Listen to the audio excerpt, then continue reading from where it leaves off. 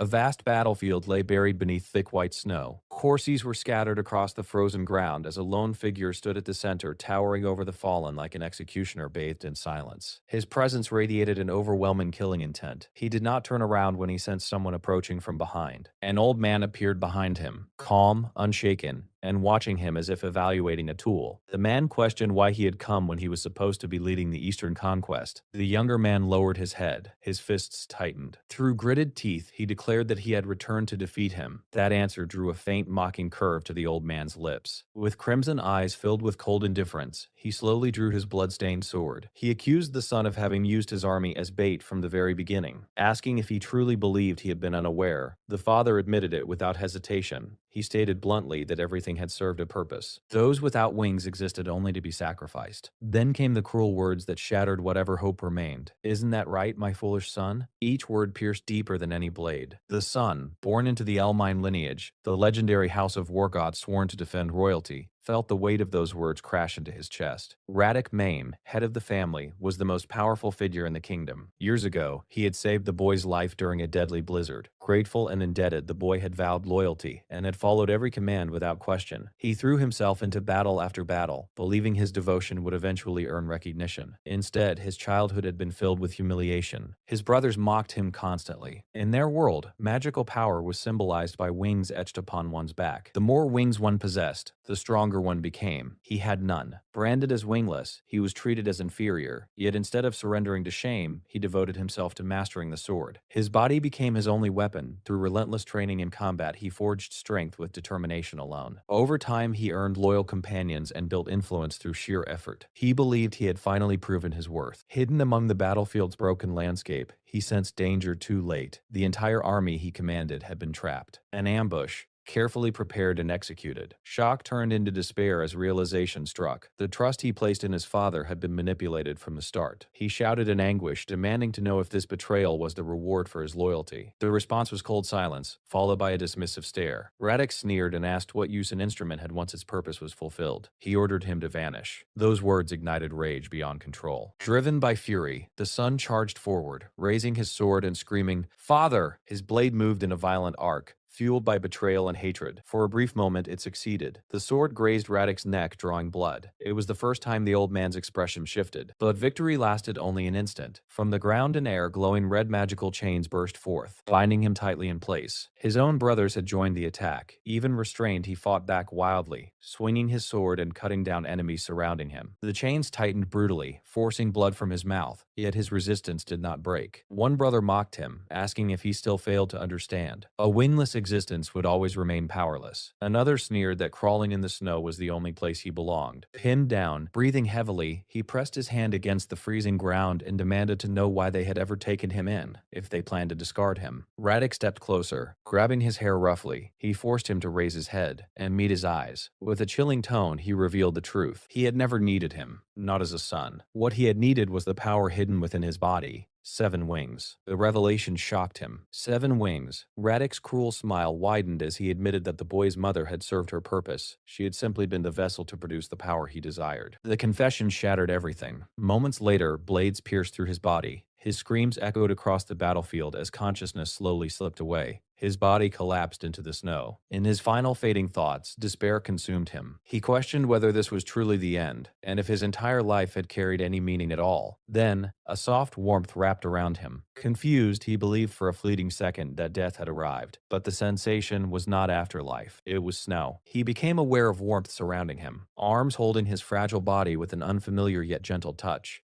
His eyes shot open. This was not a dream. Snow still drifted from the sky, but something had changed. Panic seized him the moment he realized his perspective had shrunk drastically. His body felt light, too light. Confused, he lifted his hands. They were small, delicate, the hands of a newborn child. Shock overwhelmed him as realization struck. He was being cradled in someone's embrace. He shifted his gaze toward the woman holding him. Her body had already lost its warmth. She appeared lifeless, as if she had used her final strength to protect the child in her arms. Before he could process the scene, an unknown voice suddenly echoed inside his consciousness, commanding him to search for her. Images flooded his mind. Knights charging through a raging snowstorm. Their horses trampling through a raging snowstorm. Their horses trampling through white terrain train as they shouted that the child could not have gone far. One of them declared under orders from Duke Raddick that the infant must be recovered at any cost. The vision vanished as quickly as it appeared. He stood stunned, struggling to grasp what had just unfolded. The name lingered in his thoughts. Duke Raddick, fear tightened in his chest. The people searching for the newborn were searching for him. Memories resurfaced from a past night buried in chaos and blizzards. When he had first been found, a sudden suspicion formed. Had he returned to the past? He dismissed the thought at first, yet strange flashes of light flickered before his eyes, interrupting his doubts. Even if the truth remained uncertain, one fact was clear. Staying there meant falling back into the hands of the cruel Duke. With the instincts of a veteran warrior trapped in a newborn's body, he forced control over his fragile limbs. He crawled away from the lifeless woman's arms. Desperation fueled his will. Suddenly, golden energy erupted from deep within him. Power surged through his tiny body, responding to his determination to escape. Heat radiated from his hands, melting the thick snow beneath each touch. A glowing trail formed behind him as he dragged himself across the frozen ground. But his newborn body had limits. Exhaustion struck hard. His breathing grew shallow. His limbs trembled as if consumed by fire from within. He collapsed into the snow, unable to move further, yet refusing to surrender. Despite the pain, his eyes burned with resolve. Memories of betrayal surfaced again, the image of his ruthless father turning his back on him. Hatred coiled tightly inside his chest. Clenching his teeth, he gathered the last remnants of his strength and whispered a vow into the freezing air. Raddick, I swear. Energy flickered around his small hands as he crawled forward once more, carving a long mark through the snow until his body finally gave out. Completely drained, he fell unconscious at the feet of a figure standing nearby. A young girl noticed the motionless child first. Excitement filled her voice as she called for her father, pointing at the baby she had discovered. The man, known as Viscount Fred, approached in disbelief. He carefully lifted the infant from the snow, observing the long trail the child had dragged behind him. Confusion filled his expression. How could a newborn survive such harsh conditions alone? Holding the child close, he felt the faint warmth of life and instinctively provided shelter. Safe within the man's arms, the exhausted infant drifted into sleep. Fred continued staring at him in astonishment, glancing again at the path etched across the snow. The evidence proved one thing. This child was no ordinary baby. He silently wondered about the boy's origin and identity. When consciousness returned, he found himself inside a warm room, far removed from the deadly storm outside. Still disoriented, he questioned where he had been taken. Suddenly, an illusion appeared before him. A boy with crimson hair stood in front of him, reaching out as if trying to pull him away. The vision disappeared instantly.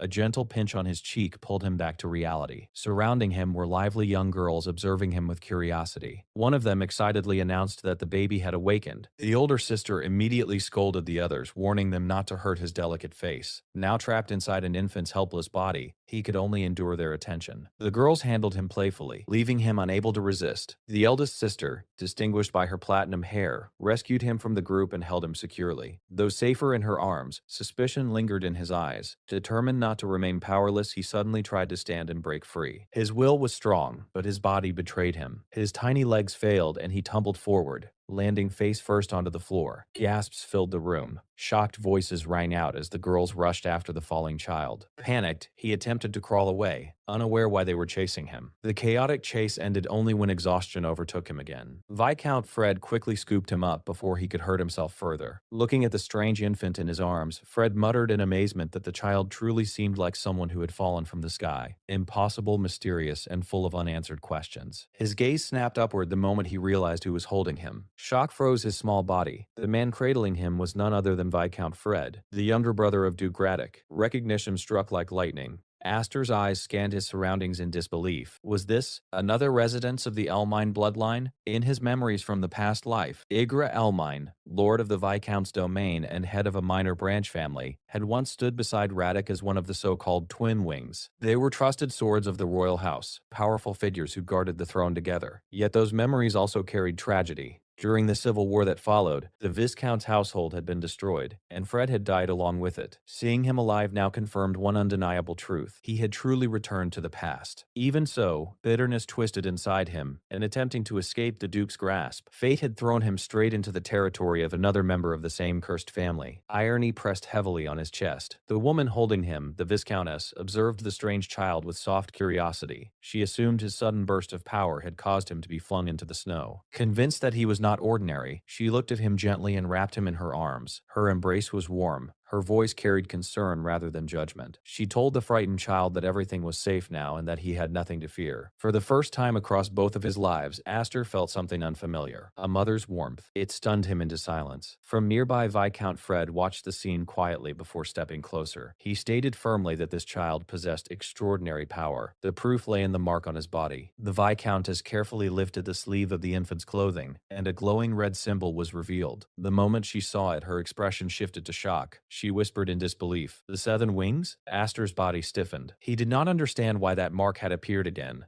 especially after everything he had endured in his previous life. Suddenly, memories crashed into his mind like violent waves. Radek's words echoed clearly. The Duke had never intended to raise him as a son. He had taken him in for one purpose only, to steal the power hidden within his body, the 7 wings. From the beginning, it had all been manipulation. He had been branded wingless while his true power was quietly coveted. His wings had been stripped away in his past life. Rage ignited within him. The humiliation, the betrayal, the cruel dismissal. It all resurfaced at once. Noticing the sudden change in the child's expression, the Viscountess turned to her husband with concern and asked what they intended to do with him. Aster immediately understood the danger. If this power remained in the hands of the Elmine family again, history would repeat itself. He could not allow that. He needed control over his own destiny. And more than anything, he needed strength for revenge. Without hesitation, Viscount Fred made his decision. He declared that he would adopt the child. Shock rippled through Aster. He could not believe what he had just heard. The Viscount stepped forward calmly, extending his hand. There was no greed in his eyes, no hidden ambition. He gently placed his palm on the boy's head and spoke with sincerity. The child before him was like a young bird unable to fly. He would raise him carefully, nurture him, until the day he learned to spread his wings and soar freely. Something deep inside Aster trembled. That kindness felt foreign,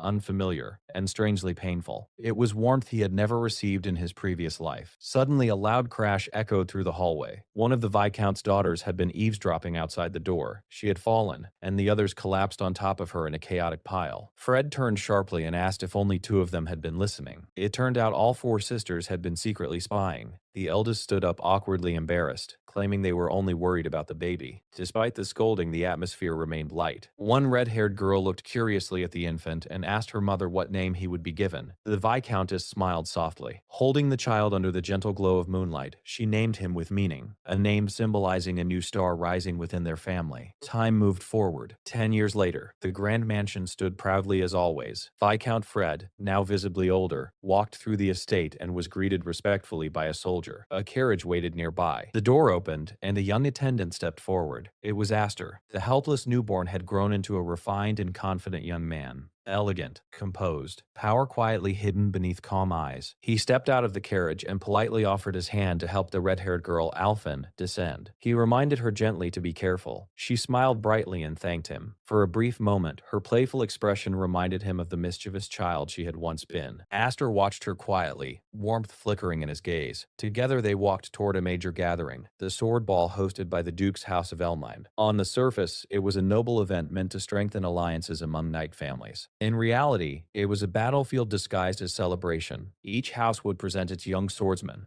Reputation, honor, and power would be judged publicly. The moment Aster and Alphen stepped into the grand hall, every eye turned toward them. Whispers spread instantly. Mocking remarks followed. Some questioned why the Viscount's house had adopted a child of unknown origin instead of producing a true heir. Others ridiculed them openly, suggesting the family had chosen humiliation over pride. Hostile gazes measured Aster from head to toe. They doubted his legitimacy. They doubted his strength. They doubted his right to stand there. Aster remained still. His eyes shifted slowly across the hall, observing the contempt directed at him. Alphen squeezed his hand tightly. She warned him not to listen to the cruel whispers. In places like this, weakness meant being crushed. Aster said nothing. His expression did not change. Calm, controlled. He silently accepted the hostility, already treating it as fuel rather than pressure. Fred's voice came from behind him, steady, grounded, and carrying the weight of responsibility. Standing before the towering ducal castle, he explained the current position of their household. He wanted Aster to witness reality as it was, not through comfort but through truth. Then Fred turned slightly and asked if his son felt disappointed by what he saw.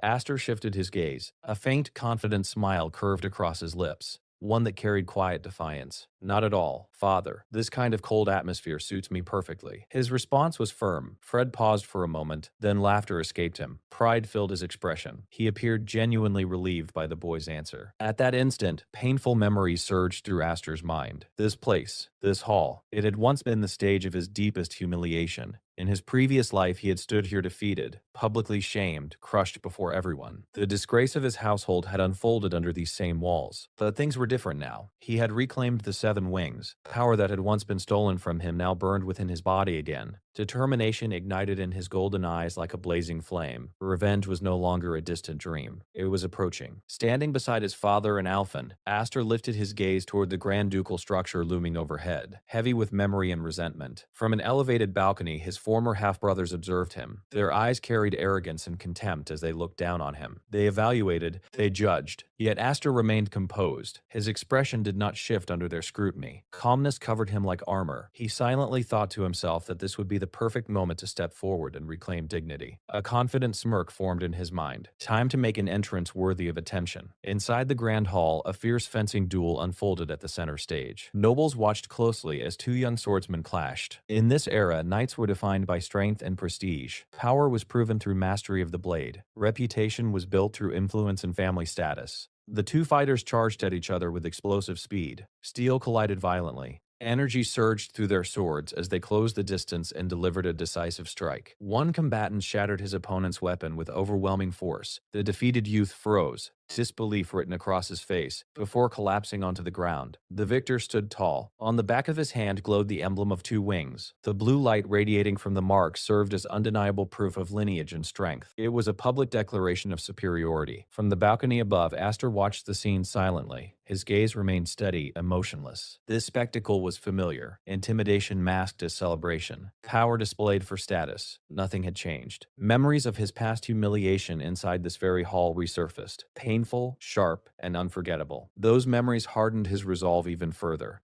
Noticing his distant expression, Alphen called his name with concern. She asked gently if he felt nervous. After all, this was his first sword ball. Astor turned toward her and smiled confidently. He replied that he wasn't nervous at all. If anything, he felt nostalgia. His answer confused her completely. She had no idea what past experience could make such an event feel sentimental. At that moment, Fred informed them he needed to attend a meeting and entrusted Alphen to Astor's care. Offended, Alphen immediately protested, reminding her father that she was older by 1 year. Astor lightly teased her, saying she still acted clumsy. Fred then placed a hand on Astor's shoulder. He advised him to use this opportunity to build relationships with other young nobles. Connections mattered. However, his tone lowered as he warned Astor seriously. The secret of the seven wings must never be exposed. Astor absorbed the warning quietly. After Fred walked away, he scanned the hall. Every corner was filled with hostile gazes, whispers, suspicion, open dislike. Forming alliances here would normally be difficult, almost impossible. But instead of retreating, a cold determination settled deeper into his eyes. He began walking forward. Alarmed, Alphen asked where he was going. Without turning back, he answered calmly, to make friends. With steady steps, he descended the grand staircase and approached a group of young nobles sitting on a sofa. The leader of the group, a red-haired youth, looked at him with obvious disdain. He demanded to know who Astor was. Astor responded politely. He bowed slightly and introduced himself with confidence.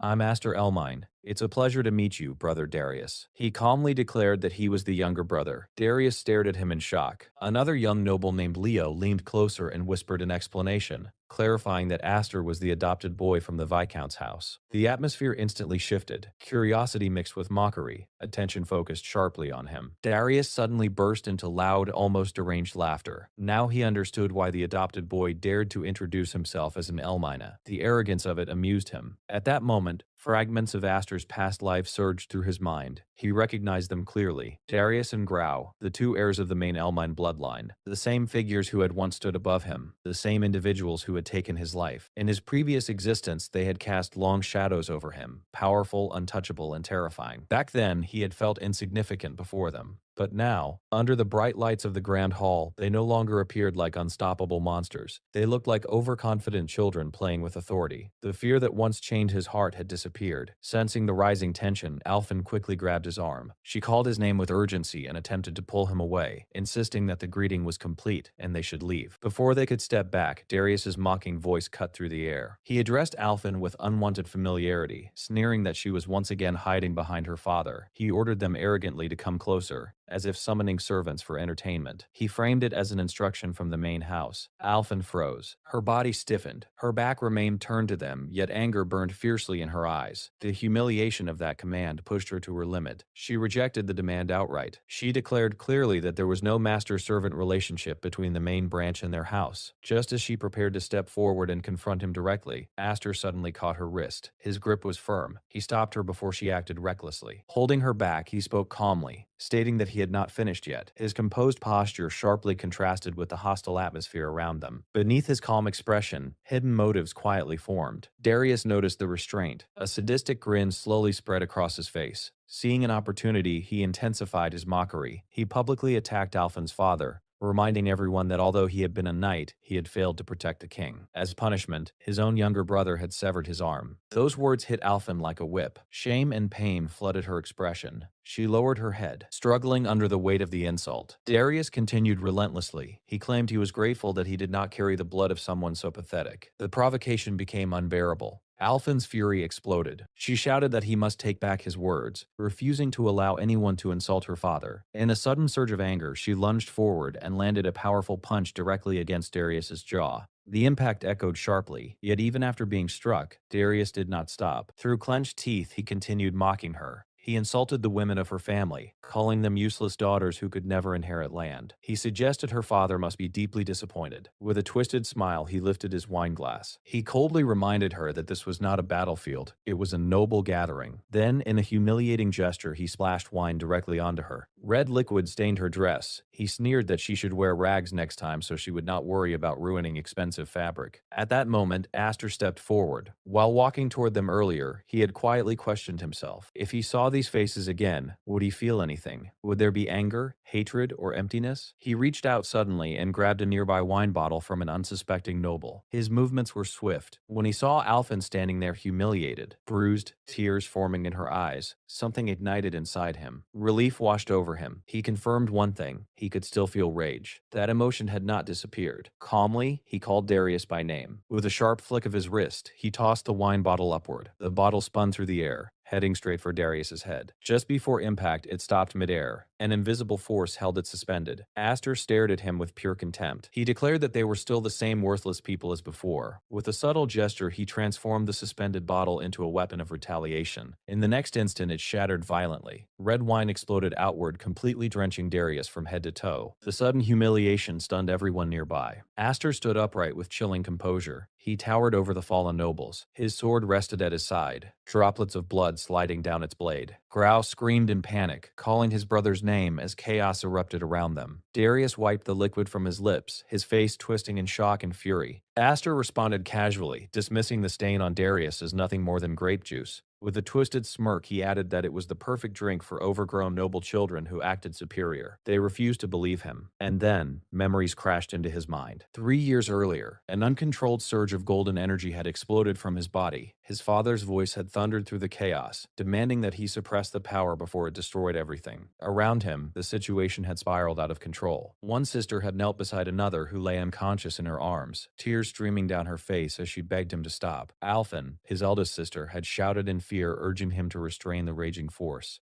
Dark power intertwined with radiant golden energy had spiraled violently around him. That was the moment he had truly understood the danger of the Seven Wings. The strength was overwhelming. Even he had barely been able to control it. His father's worried expression resurfaced in his thoughts, questioning whether Aster could ever master such destructive potential. Back then, power had felt like a curse threatening to consume him. Now it was different. He had learned to command it. Suddenly, urgent footsteps echoed through the conference hall. An attendant burst inside in panic, announcing that something serious had occurred. Fred interrupted the meeting immediately, demanding to know what crisis required such disruption. The attendant reported breathlessly that the young members of the main branch and the adopted son were engaged in a duel. Tension instantly spread across the room. Viscount Fred and Duke Ager exchanged sharp glances. Without hesitation, Fred stood up and rushed out. His cape swept dramatically behind him as he hurried toward the source of the conflict. On the balcony, he found Alphen running toward him in distress. She cried out for her father, asking what was happening below. Nearby, a broad noble with a shark-like grin pointed toward the arena. He commented loudly that witnessing a battle between the Elmine heirs was rare entertainment. Depending on the outcome, the consequences could shake the balance between houses. Fred and Alphen leaned over the balcony. Below them stood Aster and Darius, facing each other across the arena. The smirking noble predicted that the duel would quickly turn brutal. His tone suggested that this clash was more than a simple competition. It was a power statement. Inside the arena, Darius unleashed his strength and anger. He shouted that anyone foolish enough to challenge the Duke's house deserved punishment. He mocked Aster as nothing more than a stray dog who failed to understand true power. The emblem of 4 glowing wings shone brightly on the back of his hand. Blue light radiated from the mark, drawing awe-filled whispers from the crowd. Spectators murmured that, as expected, the Duke's son operated on an entirely different level. Darius pressed the tip of his sword close to Aster's face. He demanded that Aster reveal his own emblem. He questioned whether the adopted son was too ashamed to show it. Aster replied calmly. He admitted that bragging about such markings was childish and embarrassing. A faint smile lingered on his lips as he stood unfazed. He added casually that he would never lower himself to display power in such a vulgar way. His words struck directly at Darius' pride. A vein bulged on Darius' forehead. Humiliation burned through him. Enraged by the mockery, he clenched his teeth. Aster then set his conditions. If he won, Darius would publicly apologize to Alphen. Darius immediately agreed, adding his own demand. If he won, Aster would become his servant. He declared arrogantly that he would force him to obey and work like a dog. Without further hesitation, Darius lunged forward. Their swords collided violently. Golden sparks exploded across the arena as steel clashed with steel. The sound of impact echoed through the hall. The duel had shifted from provocation to full confrontation. Aster adjusted his stance, gripping his blade firmly. Wind swirled around him. Dust gathered at his feet. His golden eyes sharpened with focus. As power quietly surged within his body, he prepared for the next assault. Meanwhile, Darius wore a confident smile. He unleashed his energy proudly, proclaiming that this was the strength of someone who truly possessed an emblem. With a fierce roar, he launched a rapid sequence of slashes. Each strike tore through the air, producing sharp gusts that sliced forward like invisible blades. The arena trembled under the force of the attack. From the balcony, Alphen screamed his name in panic as the intensity of the battle surged. Her face had turned pale. The attack unleashed by Darius looked overwhelming.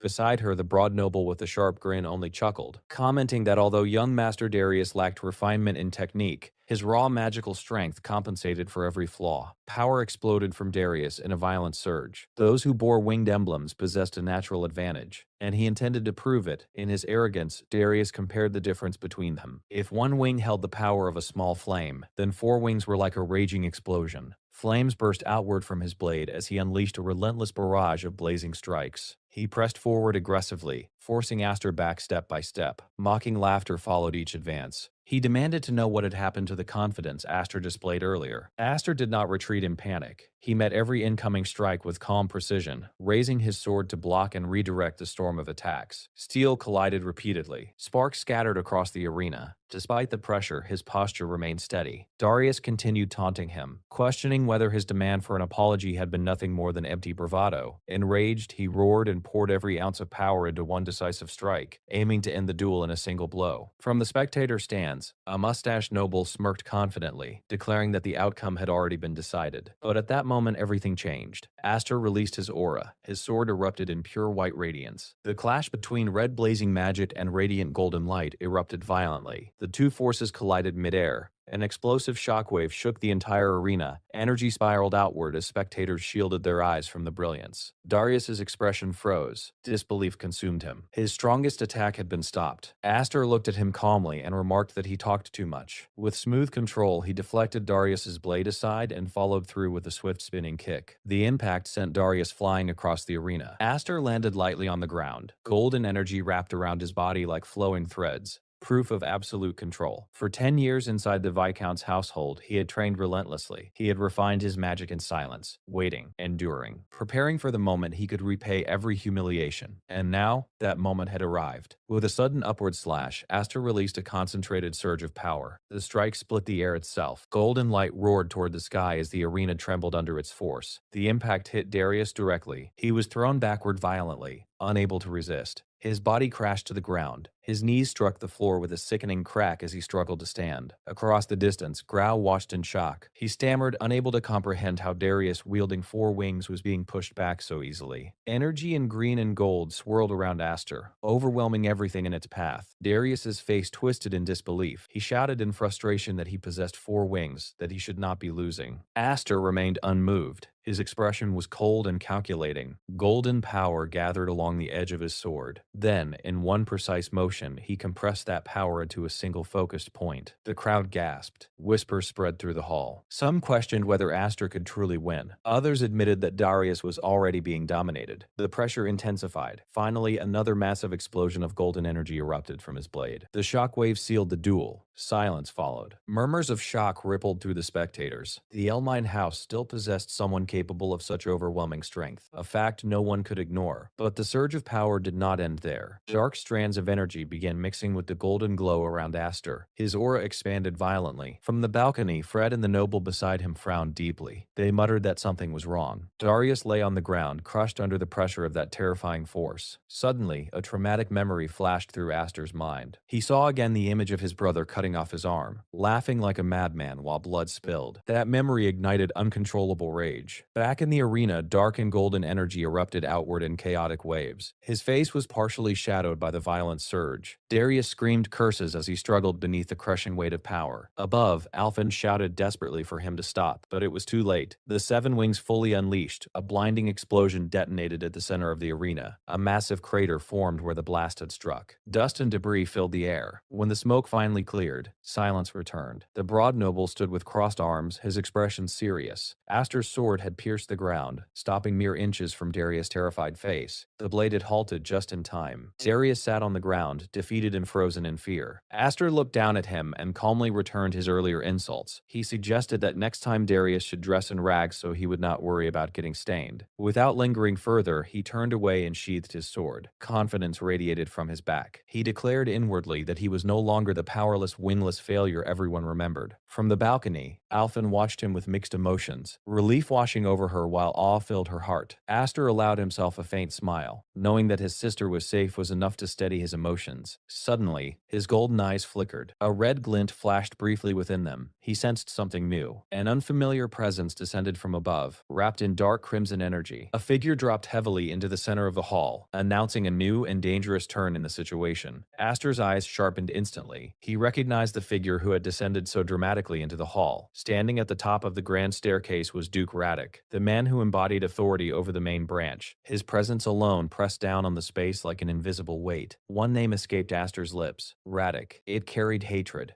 It carried resolve. Around them, the nobles remained stunned. They could hardly believe that the adopted son of the Viscount's house had just defeated the third heir of the main family in public. Shock rippled through the hall, but the situation had already escalated beyond a simple duel. Humiliation had been delivered directly to the main branch. There was no way they would stay silent. Slow footsteps echoed as Duke Radek began descending the stairs. He was the 8th leader of the main house, a figure whose authority commanded fear and obedience. On the ground, Darius lay defeated. His eyes flickered with a mix of shame and desperation. When he saw his father approaching, relief briefly flashed across his expression. As if salvation had arrived, dragging his battered body forward, he crawled toward Radek. He clutched at his father's leg and pointed at Aster with trembling fingers. Through clenched teeth, he accused Aster of acting like a stray dog who dared challenge the main house. He begged his father to punish him, to crush him, to restore their honor. Instead of mercy, what followed was brutal silence. Radek's hand suddenly slammed downward, not toward Aster, but directly onto his own son. A deafening crack echoed. Darius screamed in agony as bones shattered under the crushing force. Radek's palm pressed him into the ground without hesitation. The young nobles watching from nearby froze in horror. Confusion filled the hall. They could not understand how a father would publicly injure his own son in such a manner. Grau's face turned pale as he witnessed the punishment unfold. Radek looked down at Darius with cold contempt. He questioned why his son still dared to smile after bringing disgrace to the family name. His tone carried disappointment rather than comfort. From the balcony, Fred and the other nobles shouted for him to stop, but Radek ignored them completely. He declared harshly that someone incapable of avenging humiliation had no right to wield a sword. His hand lifted again, as if preparing to deliver a final blow. Tension froze the entire hall. Darius trembled beneath his father's overwhelming authority. Fear replaced arrogance. Radek then shifted his attention. His crimson eyes locked onto Aster. The fury that radiated from him was no longer directed at his son alone. It was aimed at the one standing at the center of the chaos. He pointed his sword straight at Aster and demanded to know what he thought he was doing. Aster did not flinch. He stood upright, meeting his uncle's gaze calmly. He replied that his cousin had not yet fulfilled his obligation to apologize to his sister. His tone remained steady. Then, with surprising boldness, he asked whether the punishment could wait until the apology was delivered. Radek's lips curved into a mocking laugh. Surrounded by a menacing purple aura, he questioned whether being adopted by Fred had made Aster believe he truly belonged to the Elmine family. Aster refused to show weakness. He responded firmly that he was the Viscount's son, raised under his father's guidance. He emphasized that Fred had taught him the honor of a knight and the responsibility that came with inheriting a house's name. Bloodline did not define pride. Training and conviction did. Radek fell silent for a moment. His expression darkened as he processed the defiant reply. Then, flames erupted violently around his body. He accused Aster of tarnishing the reputation of the main house, the pride of 12,000 knights who stood at the top of power. His anger filled the hall. From the balcony, the broad noble observed calmly. He commented that everyone should understand the weight of such an insult. Beside him, a light blue-haired young man added with a faint smile that this conflict could not be dismissed as a childish dispute. Fred and Heffron's voices rang out urgently. They reminded Radek that his father had once sacrificed an arm as payment for betrayal, a reminder of how far loyalty and punishment had already shaped their bloodline. The atmosphere tightened further. Powerful forces stood face to face, father against adopted son, main house authority against rising defiance. The confrontation had transformed from a duel into something far more dangerous. The tip of Duke Radek's sword pressed directly against Aster's throat. Cold steel, absolute pressure. He demanded to know what Aster intended to offer in exchange for the offense he had caused. Aster did not panic. With steady breathing, he responded respectfully but firmly. He clarified that this had never been a petty quarrel between siblings. It was a formal duel. He had answered insults aimed at his house with his blade. Nothing more. Radek's eyes burned with suppressed rage. The boy's answer was logical and bold enough to defy him openly. Aster met his gaze without lowering his head. He repeated the Duke's own words back to him, stating that anyone who could not avenge humiliation had no right to wield a sword. Then, with unshaken conviction, he declared that he would not surrender even a single inch. From the balcony, Alphen trembled as she watched the confrontation unfold. Fear tightened her chest. Beside her, the broad noble gently patted her head in an attempt to calm her down. The light-haired youth nearby laughed quietly in disbelief, muttering that Aster was only 10 years old. Yet he dared speak to a duke like that. It sounded almost impossible. Radek remained silent for a long moment. His red eye glowed with dangerous intensity. Finally, he drew his sword. His voice turned cold and commanding. He ordered Aster to draw his weapon. For a split second, Aster hesitated. He had not expected the duke himself to escalate the situation so directly. Before he could fully react, the ground beneath his feet shattered. An invisible force launched him into the air. In the next instant, Radek's sword slammed into the spot where Aster had stood. The impact unleashed a massive shockwave. Stone exploded outward. The force rippled across the hall. Alphen covered her mouth, choking back a scream as she witnessed the overwhelming power displayed before her. The gap between them was terrifyingly clear. Suddenly, Fred shouted his brother's name in fury. He interpreted the attack as a cowardly strike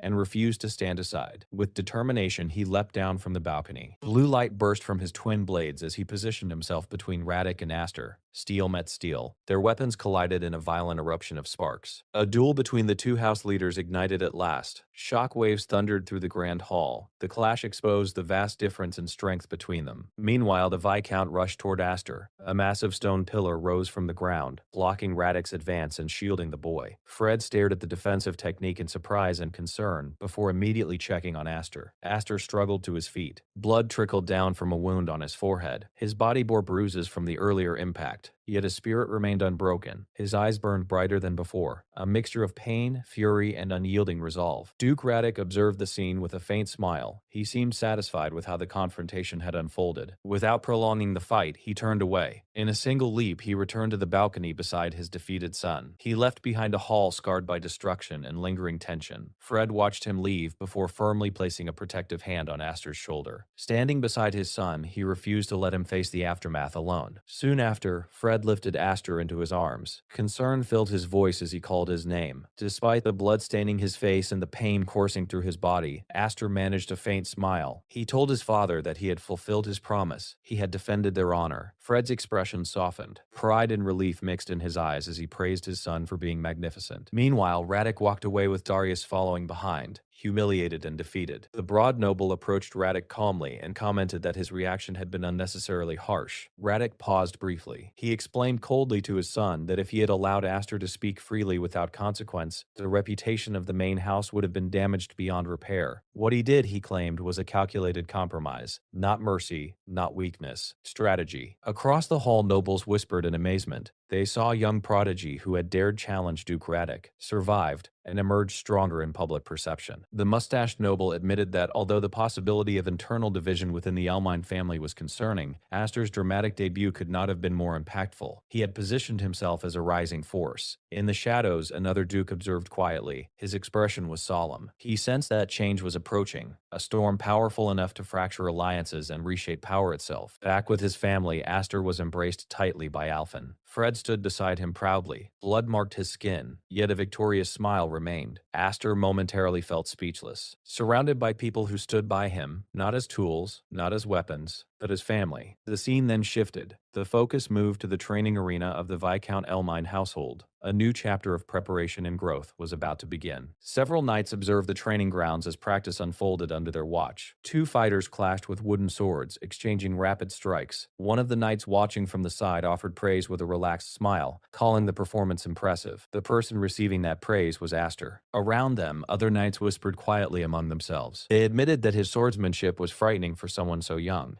His progress had become even more intense since the sword ball. Some recalled how he had defeated the third heir of the main Elmine house. That memory still stirred satisfaction among the Viscount's knights. For years, the main branch had treated their house with arrogance and disregard. Seeing one of their own stand strong against him felt like a long-awaited reversal. As Aster continued his sparring session, he pushed forward relentlessly. One opponent after another fell under his blade. Yet while his body moved through combat, his thoughts wandered inward. At the sword ball, he had proven enough strength to silence those who called his household a disgrace. Still, he understood clearly. That was only the beginning. The true obstacle remained, the main branch, specifically Duke Radek. He knew his current strength was nowhere near enough to defeat that man. A wing crest only represented potential. It did not guarantee mastery. Innate power meant nothing without control. Even now, he could not fully unleash the complete strength of the seven wings. If he allowed that force to erupt freely, it risked spiraling into chaos, losing control and going berserk. That fear kept him restrained. He wished he could test his limits without the danger of losing himself. With one final exchange, he overpowered the last knight standing. His opponent collapsed onto the ground. Surrounding fighters lay defeated. Aster stood tall in the center of the training field, his gaze sharp and focused. He scanned the area and asked calmly if anyone else wanted to challenge him. Before anyone could step forward, a familiar voice interrupted. Alphen appeared at the edge of the field. She scolded him gently, saying he was pushing himself too hard again. She questioned whether he even understood the meaning of rest. Then she informed him that their father was calling for him. Aster agreed immediately and said he would go. As they walked together, he glanced at her outfit and made a casual comment about it. Alphen looked confused at first. He explained that it was unusual to see her wearing that attire since she once disliked it for not being cute. She replied that balance mattered. Watching him train and grow stronger had made her realize she could not remain stagnant either. Her words caught him off guard. He fell silent for a moment. Then she lifted her training sword and pointed it toward him with a confident smile. She declared that when he returned, they would train together for a long time. Aster smiled back. Accepting her challenge, he politely asked her to go easy on him. Sometime later, Aster arrived at his father's office. Fred instructed him to sit. Aster complied, taking a seat across from him with a serious expression. Fred began speaking about the past 10 years since they had welcomed Aster into their family. He admitted that he had considered waiting longer before making a major decision. However, he believed the time had come to move forward. On the desk, he placed a small case. Inside it was a ring. Fred explained that this ring symbolized succession. proof of the next head of the Viscount house. Then he made his declaration clearly. He wanted Aster to become his successor. Aster froze. Shock flashed across his face. Fred repeated the statement without hesitation. He intended to pass the leadership of the house to him. The young heir listened carefully as his father explained further. The Branch family stood in a delicate position. Even though they were separate from the main branch, they still carried the Elmine name. They governed territory. They protected people. They bore responsibility for survival and stability. The position of head could not remain empty. It required someone capable. Aster's first concern, however, was his sisters. He asked whether they would agree with such a decision. Fred informed him that his older sisters, who were currently studying at the Night Academy, would return in 3 days. He planned to announce the succession decision to everyone at that time. As Aster thought about it, two powerful figures surfaced in his mind, Marfa and Kudo. He imagined how they would react. Strong, independent, and likely not pleased. A faint smile appeared on his face. He understood that acceptance from them would not come easily. Kudo, in particular, would react with open hostility. Fred explained quietly that his daughter disliked Aster mainly because he had been born with the blessing of the 7 wings. That advantage alone created distance between them. Hearing this, Aster's expression turned serious. After a moment of silence, he made his stance clear. He could not accept the position of successor. Turning slightly away, he admitted his limitations. He still struggled to control his own magic. He described himself as reckless, someone who had nearly destroyed his sister through an uncontrolled surge of power. Inside the quiet study, he stated honestly that he lacked the confidence to persuade an angry sibling, let alone shoulder the responsibility of leading an entire house. Leadership in his eyes required stability. He refused the honor. Fred listened without interrupting. A faint smile formed on his lips. After a brief silence, he finally spoke. He admitted that sometimes he wondered whether Aster truly thought like a child.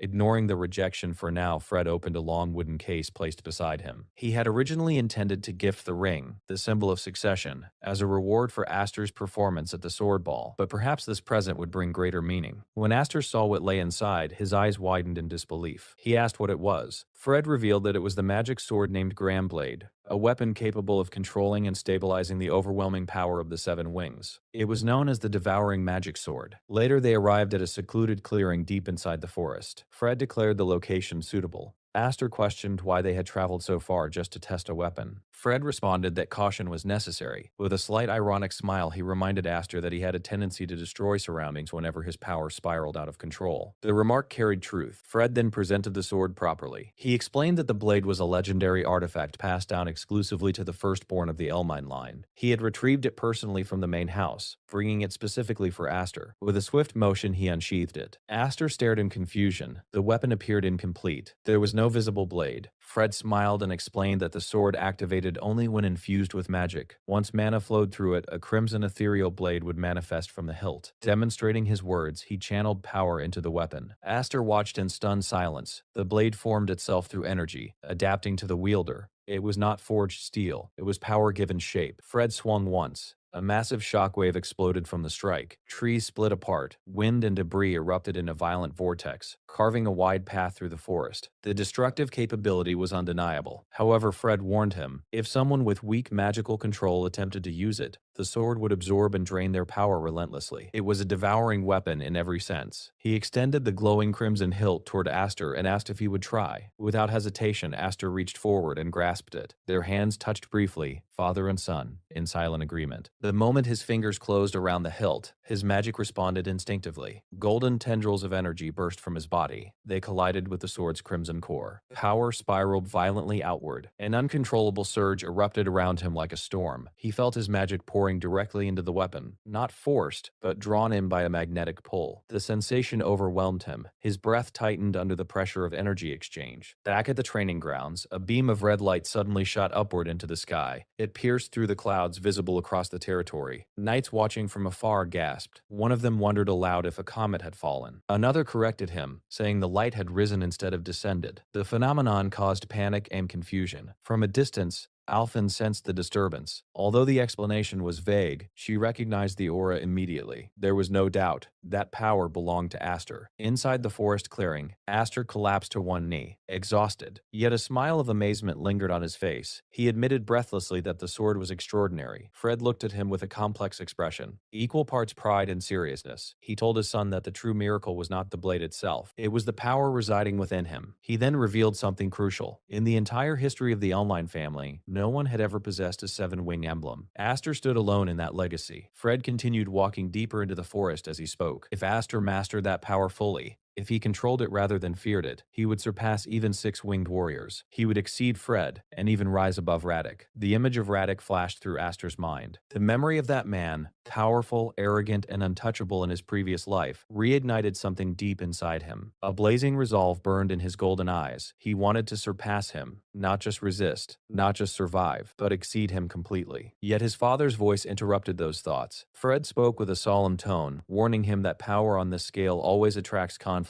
As long as the seven wings remained visible, glowing like an unmistakable mark on his back, people would react in two ways. Some would envy him. Others would hate him. Fred described it like unseen hands trying to drag him into darkness. Certain individuals would attempt to manipulate him for their own gain. Others would see him as a dangerous threat and move to eliminate him before he grew stronger. Fred extended his hand, not as a commander, but as a father offering guidance. He urged Aster to master his strength now, because when the decisive moment arrived, regret would be unbearable if he remained unprepared. His words carried deep conviction. He encouraged his adoptive son to grow stronger, not recklessly, but with control and awareness. Aster looked at his father. Gratitude filled his chest. He grasped Fred's hand firmly. In silence, he made a vow. He would never return to the miserable existence of his past life. Looking directly into his father's eyes, he thanked him sincerely. He promised that he would master the seven wings, no matter how difficult or painful the process became. 3 days later, the Viscount and his wife stood in the grand hall preparing to welcome their daughters home. The large doors opened. Two young women descended the staircase. One had short red hair and a bold, energetic presence. The other had long white hair and carried a gentle, composed smile. The red-haired girl proudly announced her return, introducing herself as Kadriaka. After clearing her throat dramatically, she spread her arms wide with enthusiasm, inviting her younger sisters to embrace her. She expected warm greetings. Instead, the two younger girls ran straight past her. They threw themselves into the arms of the white-haired sister, Marfa, leaving Kadriaka standing alone in the middle of the hall. She froze, confused. Kudo blinked in disbelief, realizing no one had come to hug her. The younger sisters explained while cuddling Marfa that they avoided Kudo because she always messed up their hair during hugs. Kudo crossed her arms and denied the accusation immediately. She claimed she had perfected night etiquette and would never act so carelessly. Her serious facade lasted only moments. When she saw Alphen, her expression transformed. Joy exploded across her face. With overwhelming excitement, she lunged forward and wrapped Alphen in a crushing embrace, nearly lifting her off the ground. She loudly asked whether Alphen had behaved well while she was away. Alphen struggled desperately, demanding to know why she was being hugged so aggressively. Meanwhile, Marfa noticed something important. Someone was missing. She asked calmly where Aster was. Fred replied with a mysterious smile. He simply said, "That boy." The vague answer immediately changed Kudo's expression. Her cheerful warmth disappeared. Her eyes sharpened. Cold seriousness replaced her playful attitude. Deep inside the forest, a violent column of red energy exploded from Aster's sword. The power surged uncontrollably into the sky. He struggled under the pressure. The sword demanded more energy than he could safely control. Grinding his teeth, he leaped repeatedly while swinging the blade in desperate attempts to suppress the runaway force. Each strike released shockwaves. Each movement pushed his limits. He was fighting not an enemy, but the overwhelming power itself. The devouring sword reacted violently to his magic, and control remained fragile. At last, exhaustion overwhelmed him. Aster dropped to his knees in the ruined clearing, sweat dripping from his body as heavy breaths escaped his lips. He cursed himself for not being able to fully master the sword. Unnoticed by him, one strand of his hair had turned completely white, a visible sign of the strain his body had endured. He could manifest a blade through magic, but suppressing and stabilizing the true power of the weapon drained him to his limit. The forest around him bore the marks of destruction. Craters scarred the ground. Broken trees lay scattered, proof of how violently the sword's energy had reacted to his attempts at control. As he stared at the damage, he wondered how his father wielded the same weapon with such effortless command. Suddenly, a familiar voice interrupted his thoughts. Playful, confident, teasing. Kudo spoke from behind, remarking that she could clearly see he had been pushing himself to the extreme again. Startled, Aster turned and saw her standing there. He greeted her and asked when she had returned. She responded with a sharp smile, scolding him for not even coming to welcome his older sister home. Raising an eyebrow, she questioned whether he believed himself so important that his family's return did not concern him. She mentioned hearing about the sword ball and the rumors spreading throughout the Night Academy. Their father must be proud, she added casually. Aster brushed off the praise. He insisted that she was the impressive one, Even as an apprentice knight, she had completed difficult missions and distinguished herself. He continued, pointing out that she had even earned the Medal of Honor that year, something rare and significant. Kudo replied indifferently that failing to achieve at least that much would mean she had no right to inherit their father's position. Then her expression shifted. She locked eyes with him and asked directly whether he had rejected the succession offer because of her. Aster sighed. He muttered that their father had already told her. He explained honestly that he did not feel qualified yet to carry such responsibility. Kudo lowered her gaze briefly, thinking over his words. Without another comment, she turned and began walking away. Frustration seeped into her voice. She complained that both their father and Aster were cruel. They knew inheriting the house was her dream, yet they still offered it to him. Her figure gradually disappeared between the trees. Aster stood confused, unable to understand the sudden shift in her mood. Without warning, she spun around mid-step. A powerful blue slash erupted from her blade and tore through the air. The strike cut a massive tree clean in half, as if it were paper. The falling trunk crashed down violently, forcing Aster to leap back instantly to avoid being crushed. He landed smoothly and demanded to know what she was doing.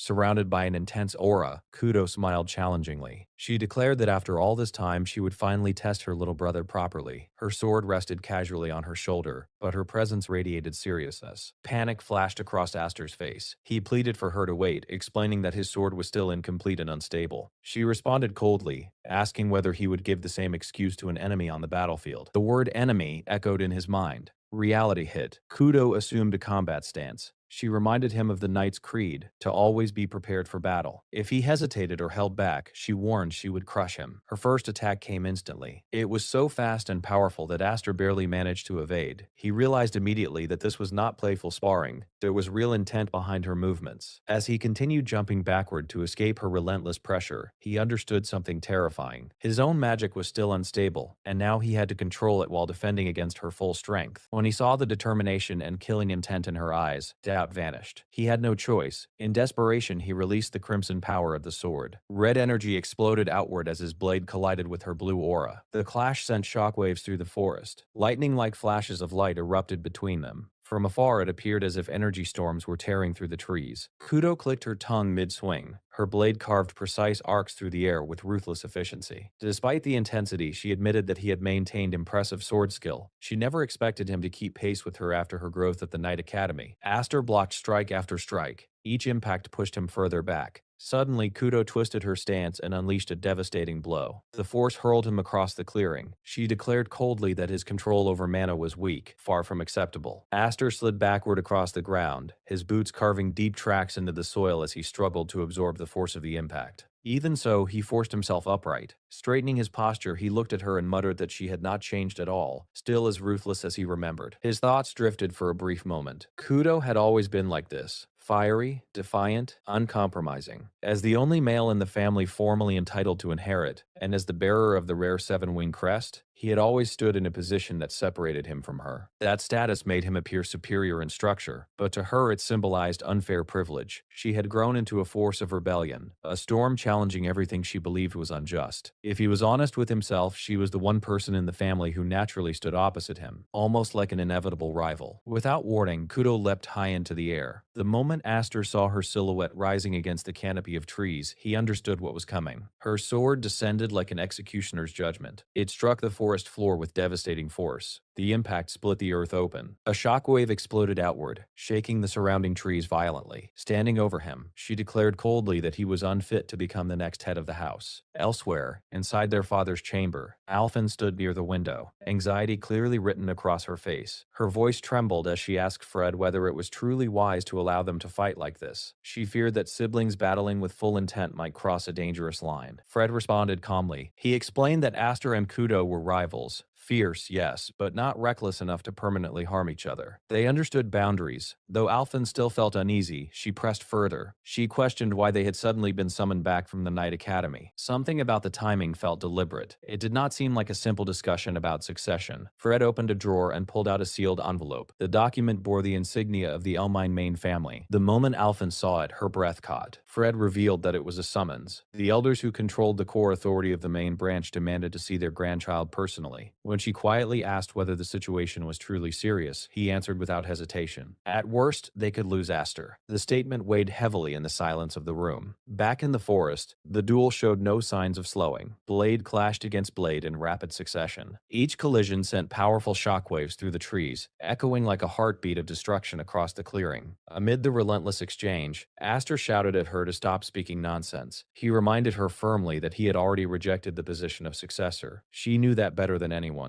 Irritation flashed across her expression. She raised her sword high and replied that his refusal was exactly what frustrated her. If he had the right to inherit but rejected it so easily, then the position meant nothing. Her blade crashed downward with overwhelming strength. Aster barely managed to block the strike. The sheer weight of her attack sent shock through his arms. For a moment it felt less like resisting a skilled swordswoman and more like holding back the blow of a massive war beast. She pressed forward aggressively. Like wielding a gigantic warhammer, she poured even more force into her assault, trying to overwhelm him completely. At the last possible second, Aster twisted his wrist. He flipped his blade and redirected her descending strike into the ground. The impact exploded beneath them. Dust and debris scattered violently. He stared at her through the smoke and demanded sharply whether she would finally listen. She responded with a faint smile, asking if he was already thinking about escaping. In the next instant, she unleashed her full physical strength without holding back. The force hit him like a cannon blast. Aster was hurled sideways through the air and crashed violently into a nearby tree. The impact shattered bark and splintered wood around him. He coughed up blood, shock flashing across his face. Kudo stood above him calmly. She declared that if all he could do was swing a sword, then he was only third-rate. Even those who relied purely on mana without skill were merely second-rate. True strength, she explained, came from mastering both swordsmanship and magic together. Only then could someone be considered first-rate. She added coldly that she was disappointed in him. The difference between their wing crests directly reflected their mana capacity. Even a single wing could nearly triple one's power. Although she possessed 5 wings, technically inferior to his 7, he avoided confronting her with raw strength. Instead, he relied on technique and careful defense. With a slight smile, she asked whether he lacked confidence in himself, or perhaps he feared losing control again, just like 3 years ago. Her words pierced deeper than any blade. Aster froze. That memory resurfaced without warning. Had fear been silently guiding his restraint all along? Had he unconsciously sealed away his power to avoid repeating that catastrophic moment? For the first time, doubt settled heavily inside him. His gaze lowered toward the sword in his hand. He murmured softly, wondering if this suppression was the reason the blade always felt unstable under his grip. Kudo's expression hardened further. She told him bluntly that he possessed everything she had ever wanted: power, talent, a 7-wing emblem. If he intended to let such blessings decay through hesitation and ignorance, then he should give them to someone who would value them properly. Her killing intent exploded outward. She lunged again, no longer holding back. This time Aster did not retreat. He stepped forward and met her full force attack head-on. Steel collided violently. The clash erupted with a thunderous roar that shook the forest. Shock spread across Kudo's face. She was forced backward, her stance breaking as her feet slid across the ground. Disbelief filled her eyes. She could not accept that he had successfully blocked her strongest strike. Aster gave a faint smile and thanked her. Because of her pressure, because of her challenge, he had finally awakened something within himself. Then he surged forward at maximum speed. Kudo narrowed her eyes. Confusion flashed through her mind. Why would he attack so recklessly before stabilizing his blade? Had he already exhausted his mana? The thought seemed impossible as he advanced. Mana flooded into his sword in an uncontrolled torrent. The 7 wings behind his back concealed a vast and almost limitless reservoir of power. He understood clearly that he could not yet manipulate it with perfect precision. So instead of forcing control, he abandoned restraint. He chose to unleash everything. For a brief moment, Aster abandoned precision and technique. He pushed every drop of mana he possessed directly into a single decisive motion. The strike descended like a falling comet, fueled purely by overwhelming power. Kudo reacted instantly. She raised her sword and intercepted the blow cleanly, stabilizing her stance at once. The impact shook the ground, yet she remained upright. Even so, while blocking, she clearly sensed it. Something inside Aster had shifted. His strength was no longer the same as before. After holding the attack, Kudo steadied herself and let out a light, amused smile. She questioned whether he had truly thought things through, or if this was another reckless burst of emotion. Aster met her gaze without hesitation.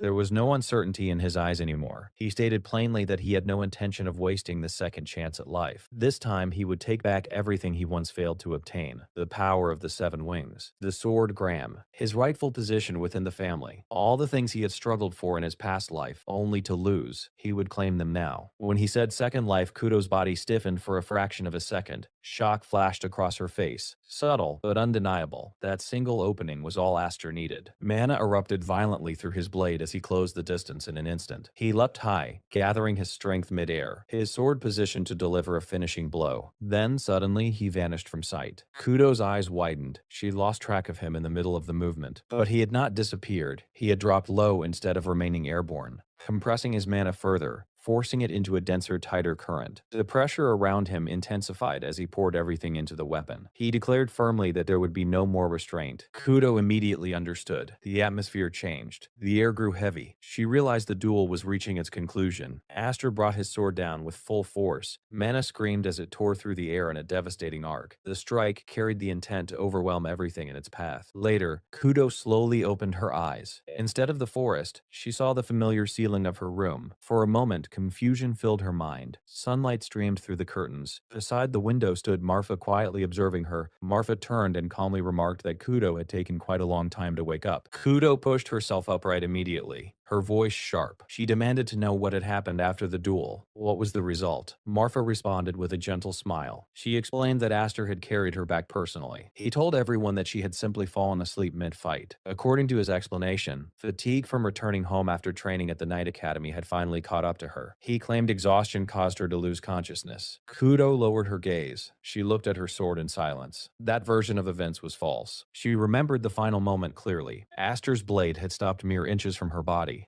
She had felt the crushing pressure of mana powerful enough to split her apart. Yet right before impact, he dispersed the energy blade. Only the remaining shockwave touched her, enough to knock her unconscious. At that instant, she understood something without doubt. No matter how intense the fight became, Aster would never intentionally kill his sister, and yet for a brief heartbeat she had believed he might. A faint smile touched her lips. He was younger than her, but his growth had surpassed expectations. He had become an infuriatingly formidable opponent. Suddenly she stood up with determination, gripping her sword tightly. She asked Marfa where Aster was. Her gaze sharpened. She declared firmly that she would not accept a duel that ended in such a way. Next time, they would begin again from the very start, at full strength. Marfa's expression changed subtly. She informed Kudo that Aster had already left the castle. Kudo froze. Marfa continued, explaining that the main house had summoned him earlier that day and he had departed alongside their father. Seeing the confusion written across Kudo's face, she asked whether she truly had not been aware of the summons. Anger immediately flared in Kudo's voice. She demanded to know why no one had informed her. Meanwhile, a horse-drawn carriage moved steadily along the forest road outside the castle grounds. Inside, Aster sat quietly across from his father. Fred broke the silence and explained the significance of the people Aster was about to meet. They were elders, former leaders who secretly supported the Elmine name. Though they had stepped away from public leadership, the retired heads of both the main and branch houses, along with powerful senior figures beneath them, still wielded immense influence. They no longer appeared in public, but their authority operated from the shadows. Fred added that those elders had never once shown interest in Aster after his adoption. For them to summon him now meant the matter was far from ordinary. It carried weight. It carried consequence. Aster listened calmly and responded that the situation likely involved the sword dance assembly. He had heard that the elders valued family honor above everything, above wealth, above reputation, even above life itself. Anyone who tarnished that honor, he said, would be discarded without mercy. His father stared at him in disbelief and demanded to know where he had learned such extreme claims. Aster shifted slightly, momentarily flustered. He replied vaguely that he had heard it somewhere long ago. Then more firmly, he added that he was prepared for whatever awaited him, whether punishment or exile. Silence filled the carriage. Fred asked quietly whether leaving without saying goodbye to Kudo truly did not trouble him. Aster smiled faintly. He explained that their departures had been arranged around similar timing anyway. It was better this way. If he was absent, and if Kudo disliked him, perhaps she would feel more comfortable. He also admitted that because of her challenge, he had finally grasped how to properly wield the Graham sword. Through their fight, he had gained deeper control over the power of the Seven Wings. Now he could channel it with more stability than before. With steady eyes, he told his father something important. No matter what happened next, Fred should not rush to rescue him. He intended to stand on his own. He was ready to survive through his own strength. Fred opened his mouth, clearly prepared to scold him for such reckless confidence. But before he could speak, a voice suddenly rang out from outside the carriage. The tone questioned why Aster was acting so dramatically when he was the youngest among them. Aster's eyes widened. Clinging to the side of the moving carriage was Kudo. Her expression was sharp, stubborn, alive with determination. She stared directly at him as if challenging everything he had just said. Without hesitation, she climbed into the carriage while it was still moving, as if she had always intended to accompany him. Once inside, she immediately turned toward Aster. Her eyes burned with intensity. She demanded to know why he had left without even telling his older sister. Her voice carried anger and disbelief at the same time. She stated that she had heard about the summons issued by the main house, yet neither she nor Martha had ever received anything similar before. Fred responded firmly, reminding her that she could not accompany them. The meeting with the elders was delicate and dangerous. It was not a situation for her to step into. However, Kudo calmly took a seat beside Aster. Her posture remained steady. She replied that she already understood why she had been summoned back from the Night Academy. Their father needed strong guardians to protect the estate while he was away. She was not naive enough to miss that meaning. Still, her expression grew serious. A summons directly from the main house signaled something significant. It demanded extreme caution. Martha had even warned that there was a real possibility Aster might not return safely. Aster responded with a relaxed smile, brushing off the concern. He claimed she was worrying too much. He said he was only going there to talk and would come back soon. Outwardly, he remained calm. Inside, however, he understood the truth. The outcome was uncertain. There was no guarantee he would return unharmed. Suddenly, Kudo lifted her hand and pointed directly at him. Her gaze locked onto his. She told him bluntly to listen carefully. Without softening her words, she admitted something straightforward. She hated him. Aster blinked in surprise. She continued without hesitation. She hated that he was born male in a family where that alone gave advantages. She hated that he carried the seven-wing emblem. She hated that everyone treated him as special. She hated that he was stronger than his older sisters. She hated that despite being the youngest, he behaved with maturity and composure. Every advantage he possessed, she despised it. Then her tone shifted. The sharp resentment softened slightly. No matter how much he disliked those unfair privileges, he was still family. He was still her little brother. She stood up proudly unshaken. She ordered him to return safely so they could settle their duel properly. Next time they would begin from full strength, no restraint from the start. A faint smile crossed her lips as she added that she would not accept such a cheap victory from him. With that, she leapt out of the moving carriage as effortlessly as she had boarded it. Aster leaned out quickly, startled, and asked his father why she had gone through all this trouble just to deliver that message. Fred watched her figure shrink into the distance. A proud expression rested on his face. He replied calmly that it sounded less like a confrontation and more like a genuine farewell. Aster turned his gaze back. Kudo stood on the roadside behind them, boldly waving at the departing carriage. A quiet smile formed on his lips. Inside his heart, gratitude filled him. He made a silent promise. No matter what awaited him at the main house, he would return. Aster and his father finally stopped before the imposing residence of the Elmheim main house. The gates loomed high above them, iron-bound and immovable. Armed guards approached at once, greeting them with strict formality rather than warmth. One stepped forward and informed Highfried that the head of the family was already expecting them inside. Highfried answered evenly that there was no need for an escort. He was more than familiar with these grounds. The guard did not yield. He stated with quiet firmness that he had been specifically ordered to accompany both of them in person. The air shifted. It was subtle, but deliberate. Aster caught the meaning immediately. This was not a homecoming. A small knowing smile touched his lips.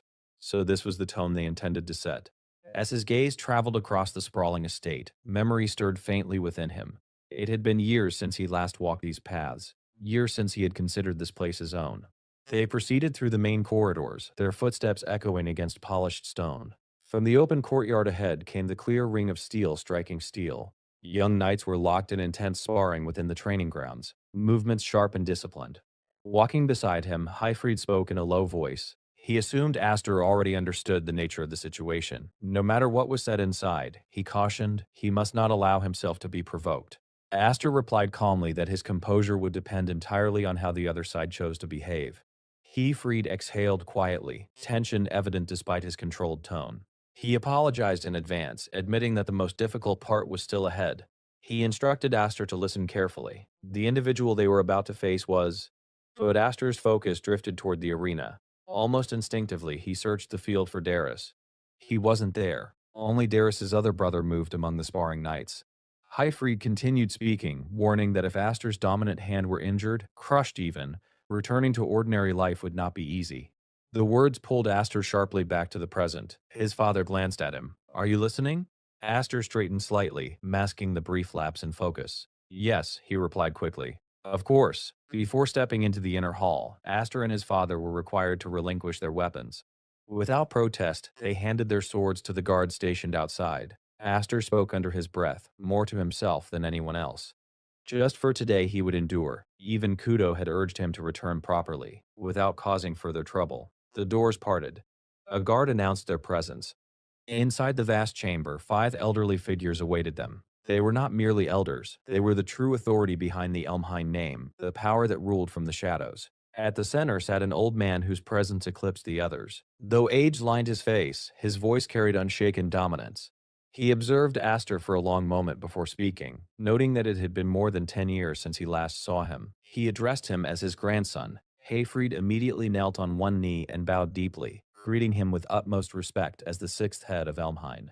Aster followed suit, the atmosphere inside the chamber pressed heavily against his lungs. He knew exactly who sat before him. Zenith Elmheim, the sixth head. Even in retirement, he was a force that shaped the family's direction. The elders seated around him were influential figures within the banner. Aster recognized several faces from the sword dance assembly. Yet one figure was absent. Roderick was not present. Sensing the flicker of confusion, Zenith calmly explained that Roderick now served directly under the royal family as commander of knights and had no time for insignificant affairs. Matters such as this were left to those who remained behind. Aster reflected inwardly. In his previous life, he had never stood before this man. Now, seeing the assembly gathered without the current head, it became obvious true influence did not fade with titles. Hayfried carefully inquired what was meant by insignificant affairs. A faint, unsettling smile touched the sixth head's lips. He said Hayfried already knew. His tone sharpened. At the sword dance festival, Hayfried's pet had disgraced the family name. Aster immediately understood. So that was the reason. Hayfried responded respectfully, stating that Roderick had personally resolved the incident and declared the matter closed. Zenith dismissed the claim without hesitation. That resolution had been nothing more than public theater. The damage to Elmheim's reputation remained. He continued coldly, taking in a child of uncertain origin as an heir had been a reckless decision from the start. If the boy had remained harmless, perhaps it could have been ignored. But baring his fangs at the main house crossed a line. Exile was unavoidable, and Hayfried would not be exempt from consequences. Aster rose at once, asking them to wait. He declared that everything had been his own responsibility. His father bore no fault. Hayfried, however, remained silent. Seeing that composure, Aster slowly forced himself still. The sixth head observed him with mild disdain, remarking that the boy clearly lacked proper discipline. Another elder added that interrupting a discussion among superiors revealed poor upbringing. Then Zenith stood. The simple act altered the air in the room. He spoke of the 12,000 knights who carried the Elmheim name. They were loyal, but not unified. Among them were ambitious men who watched the family leadership closely, waiting for weakness. Even within this very chamber, he implied such ambition existed. He stepped forward slowly. All they sought, he said, was stability, and there was no guarantee Aster would not one day bring ruin upon Elmheim. A sword was brought forward and placed before Hayfried. For the first time, Hayfried hesitated. Zenith reminded him of the past, the day he had failed to protect his lord, dragging Elmheim's honor into disgrace. It was in this very hall that Roderick had severed Hayfried's right arm under Zenith's command. The old man's gaze grew colder this time. He ordered Hayfried to prove his loyalty again, by executing the boy. Aster's breath caught. Silence engulfed the chamber. Hayfried declined calmly, respectfully. He said he would sooner take his own life than raise his blade against his child. The word struck Aster deeper than any wound. For a moment, Zenith said nothing. Then his cane tapped sharply against the floor. At once, the surrounding guards unsheathed their swords. The old man's voice turned glacial. If that is your answer, he said, then you, your wife, your daughters, and that boy will all perish here today. The judgment fell without hesitation. The Viscount house would be erased. At once, armored soldiers surged forward, steel flashing as blades were leveled at Aster and Hayfried's throats. The air thickened with murderous intent, suffocating at absolute. And yet, Aster did not flinch. The warmth drained from his expression, leaving something far colder behind. His gaze lifted and locked directly onto the sixth head. He asked him a question. Why was the great patriarch of Elmheim so afraid? The shift was immediate. The old man's eyes sharpened. Aster continued evenly, his tone cutting through the tension. Was it not pitiful, he wondered, that seasoned elders would gather in fear of a single boy? If they feared being bitten by a dog they had raised, then exile or execution were options they were free to choose. But If they dared extend that decision to his family, Hayfried's breath caught. He recognized the edge in his son's voice. Astor reached up and slowly loosened the collar at his neck. He pulled his shirt open without haste. "I'm sorry," he said quietly to his father. "I've never been very good at staying quiet." The advancing soldiers faltered. Before their eyes, something began to surface. Across Astor's back, crests emerged one after another, luminous, unmistakable. 7 markings, 7 wings. A violent surge of red-black mana exploded outward, shaking the chamber's foundation. The air warped under the pressure. Tapestries fluttered. The floor trembled beneath their feet. Astor stood there half-clothed, power roaring around him like a brewing tempest. His eyes burned with unmistakable resolve. "If you choose that path," he declared, "then these 7 wings will stand as enemies of Elmhain." There was no bluff in his voice, no hesitation, only open hostility. The storm of mana swirled violently as he held the sixth head's gaze. "Choose carefully," Astor said. The stout count could not take his eyes off Astor's back. His lips trembled as he muttered that it was impossible. A 7-wing crest simply could not exist on a human.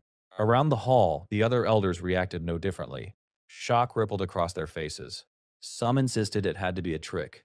Others argued that in hundreds of years, no such mark had ever appeared among mankind. The stout count shook his head stubbornly, claiming that even confusing it with something else made no sense. Only Zenith remained composed. At last, the old man spoke, his voice measured. He asked Astor whether he understood the consequences of revealing that crest in front of them. Astor turned slightly, a faint smile touching his lips. He said he understood well enough. After all, the more wings one possessed, the more uneasy people became. Laughter echoed through the chamber. The blue-haired count applauded openly, amused by the tension in the room, and urged the others to continue. Zenith began explaining that wing crests were not mere decorations. Long ago the spirits had bestowed them upon humans as magical organs. Through generations, humanity had refined and strengthened that gift. Even so, 7 wings had never appeared among humans. Only the spirit clan, the origin of all wing crests, had ever possessed such a mark. Astor's expression cooled. "So were they implying he belonged to the spirit clan?" Zenith replied evenly that, if the 7 wings were genuine, such a possibility could not be entirely dismissed. Viscount Harry had said nothing, quietly studying both his son and the elders. Astor's voice hardened. He declared that he was the Viscount's son. Where he had originally been born no longer mattered to him. What mattered was whether they intended to make him their enemy. If the Elmheim family chose to cast him out, he continued, countless night houses would eagerly welcome someone with 7 wings. In that case, he would become precisely the kind of threat those fearful of rebellion dreaded most. Rather than push him away, they should keep him close, especially if his potential could one day surpass even Duke Rodri. Silence settled heavily over the hall. Inside, Astor recalled Zenith's earlier words. Elmhain was not united. Division was inevitable. In his previous life, he had witnessed civil war consume the kingdom. If he wished to protect himself and his family in this life, he needed to determine now who stood with him and who stood against him, even if that meant staking everything. Zenith's gaze turned cold. He asked whether Astor truly believed he was worth such a risk, assuming the 7 wings were real. Astor's faint smile returned. If they believed the wings were false, he said, they were free to kill him. But if they did, it would mean open hostility between him and the entire house. He was not blind to reality. If Elmhain decided to eliminate him, someone at his level could be crushed easily. Still, he wondered whether they would take the bait. The blue-haired count rose, clapping again. He remarked that the discussion was going nowhere. Instead of arguing, why not test the boy here and now? The stout count panicked and addressed him as Count Maze, demanding to know his intentions. Maze spread his hands calmly. Everyone wished to witness the power of 7 wings, did they not? After seeing it firsthand, deciding the boy's fate would be simple. In the residence of the kingdom's greatest warrior clan, there must surely be an appropriate trial prepared. Astor watched Maze carefully. It did not escape him that the man seemed to be nudging the situation in his favor. After a short silence, Zenith agreed. He ordered Astor to follow him, remarking dryly that it was also a grandfather's responsibility to discipline an overly bold grandson. They descended beneath the estate into a cavernous underground chamber. A massive iron structure surrounded a deep shaft that vanished into darkness. Thick chains hung down into the depths. Zenith explained that below lay an old underground bunker linked to the waterways. It had once served as an emergency refuge, now it housed a magical beast. The trial was straightforward. Defeat it. Viscount Hayreed frowned, calling Astor a troublesome child and reminding him that he had warned him to conceal the 7 wings. Astor drew his sword, Graham, and smiled lightly. Something so conspicuous could never remain hidden forever, he said. This was as good a moment as any. His father cautioned him not to grow careless. Without hesitation, Aster seized a chain and dropped into the darkness. Above, Count Maze watched with keen interest. Aster landed smoothly in the pitch-black bunker. Though no light reached him, his vision remained clear. Then he saw it, something that made his eyes narrow. A severed head lay nearby. Rodri's eldest son. Zenith's voice echoed down from above. He mentioned that the previous boy had been given a chance to redeem himself, but until the very end, he had done nothing but scream and beg.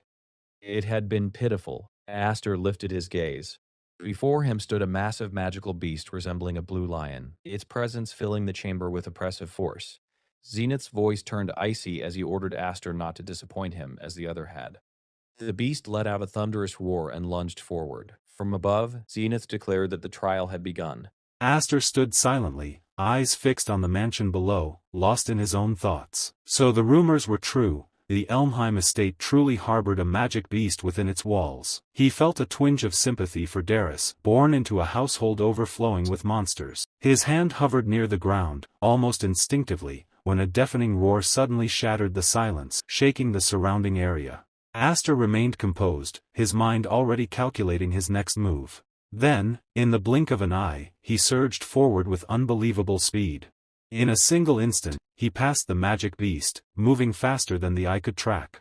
The moment his strike connected, the creature's body was cleaved into countless fragments. Observers could barely comprehend the sight before them. After landing, Aster masked his astonishment behind a casual expression and muttered, "Sister Kudo is still far scarier than this." But the moment of reprieve was short-lived. To his shock, the pieces of the shattered beast began to stir, gradually knitting themselves back together. One fragment at a time, the creature reformed, its body whole again as if the previous attack had never happened. Aster's eyes widened, disbelief etched across his features. What is this? No way, an undead? The creature wasted no time. With another bone-chilling roar, it lunged forward once more.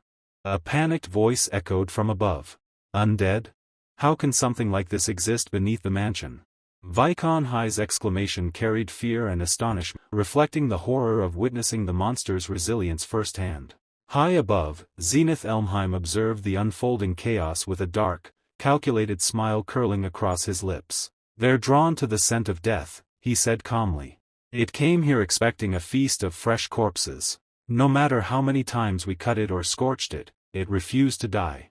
Ultimately, we decided to keep it, as the perfect test for gauging someone's strength." Nearby, a stout elder stared in shock, struggling to comprehend Zenith's cold logic. Even skilled knights struggle to subdue an undead, and you expect him to fight it?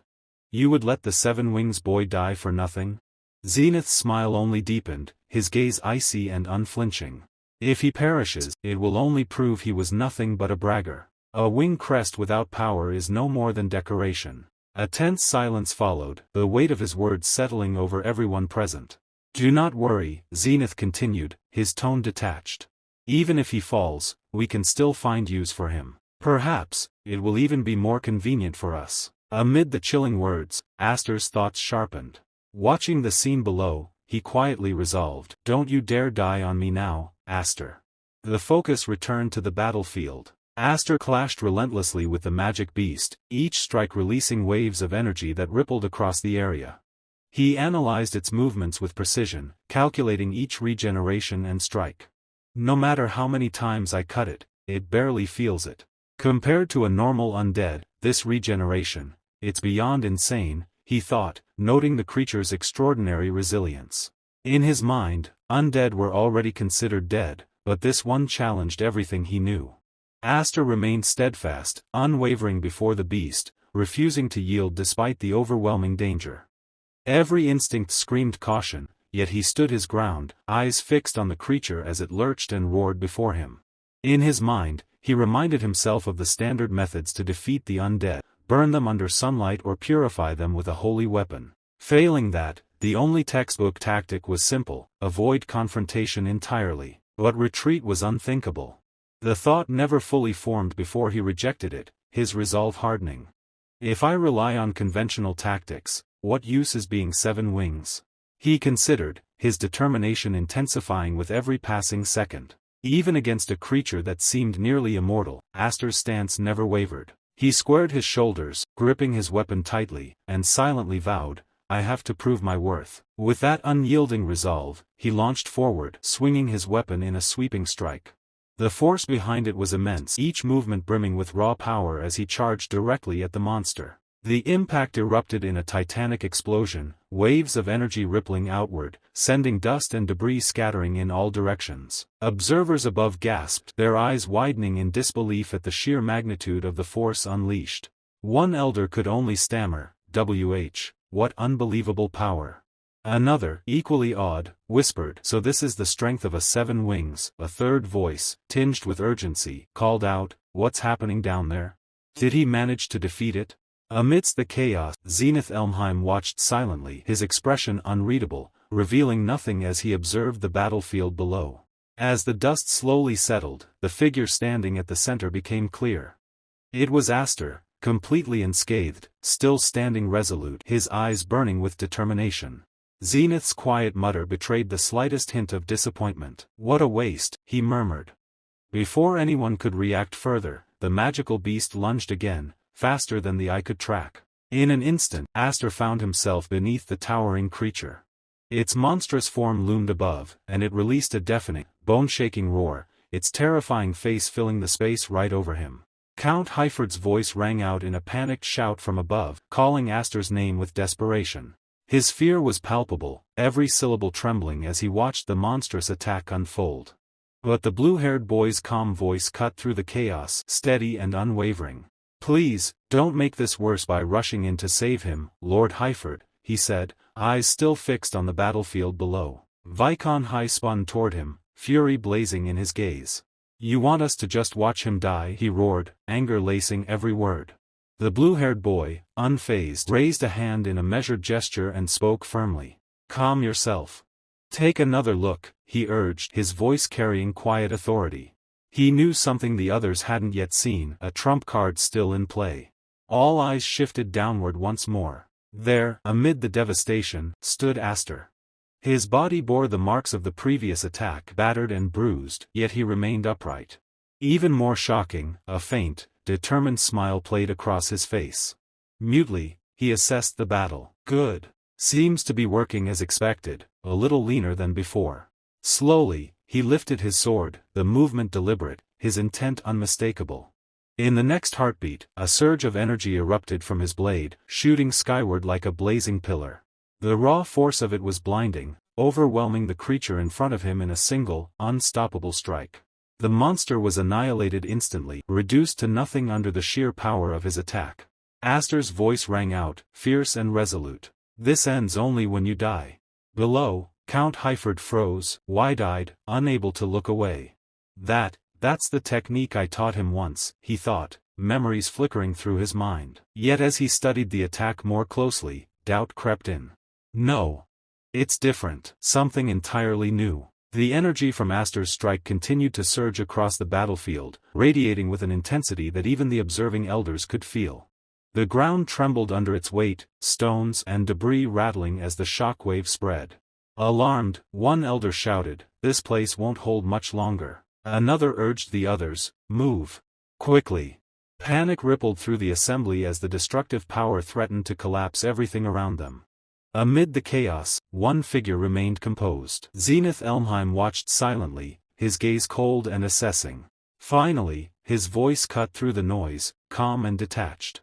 "So, this is the power of the 7 wings." The nobles surrounding the arena erupted into confusion and alarm. Murmurs spread quickly through the crowd as everyone struggled to comprehend the sudden outcome of the battle. Moments earlier, a powerful magic beast had dominated the field, yet now it had vanished without a trace. The spectators exchanged uneasy glances, each trying to understand what had truly happened. Standing among them, the great elder observed the scene in silence, his expression filled with disbelief. While the others panicked, his mind rapidly pieced together the events he had just witnessed. From what he could determine, the undead creature had been caught inside a violent vortex of magical energy. The immense power had twisted and crushed the beast until it was completely destroyed. What surprised him most was not the destruction itself, but the manner in which it had happened. There had been no delicate technique involved, no refined control over magic. The attack had simply been raw power unleashed with overwhelming force. The density and sheer volume of magical energy had been so great that the creature had been torn apart without resistance. For someone who possessed the power of the 7 wings, such a result was not impossible. Still, even the Great Elder had not fully expected the outcome to unfold in such a dramatic fashion. While continuing to analyze the situation, his gaze shifted toward Aster's father. A thought crossed his mind. Had this entire event been carefully arranged beforehand? Aster's father, however, appeared just as stunned as everyone else. His expression revealed both surprise and unease. Deep down, even he had not anticipated that his son would display such overwhelming strength. Watching the aftermath, he silently admitted to himself that Aster had grown far more powerful than he had realized. Not far away, the blue-haired count stepped forward and addressed the Great Elder with respectful composure. His voice carried calm authority as he gently steered the conversation back toward the purpose of the gathering. The test had been conducted. What remained was the final judgment. He politely asked whether Aster's performance was sufficient to pass. The Great Elder remained quiet for a moment before responding. His face grew serious as he scanned the nobles around him. From his perspective, there was no reasonable objection anyone could raise. The outcome had been clear. With that understanding,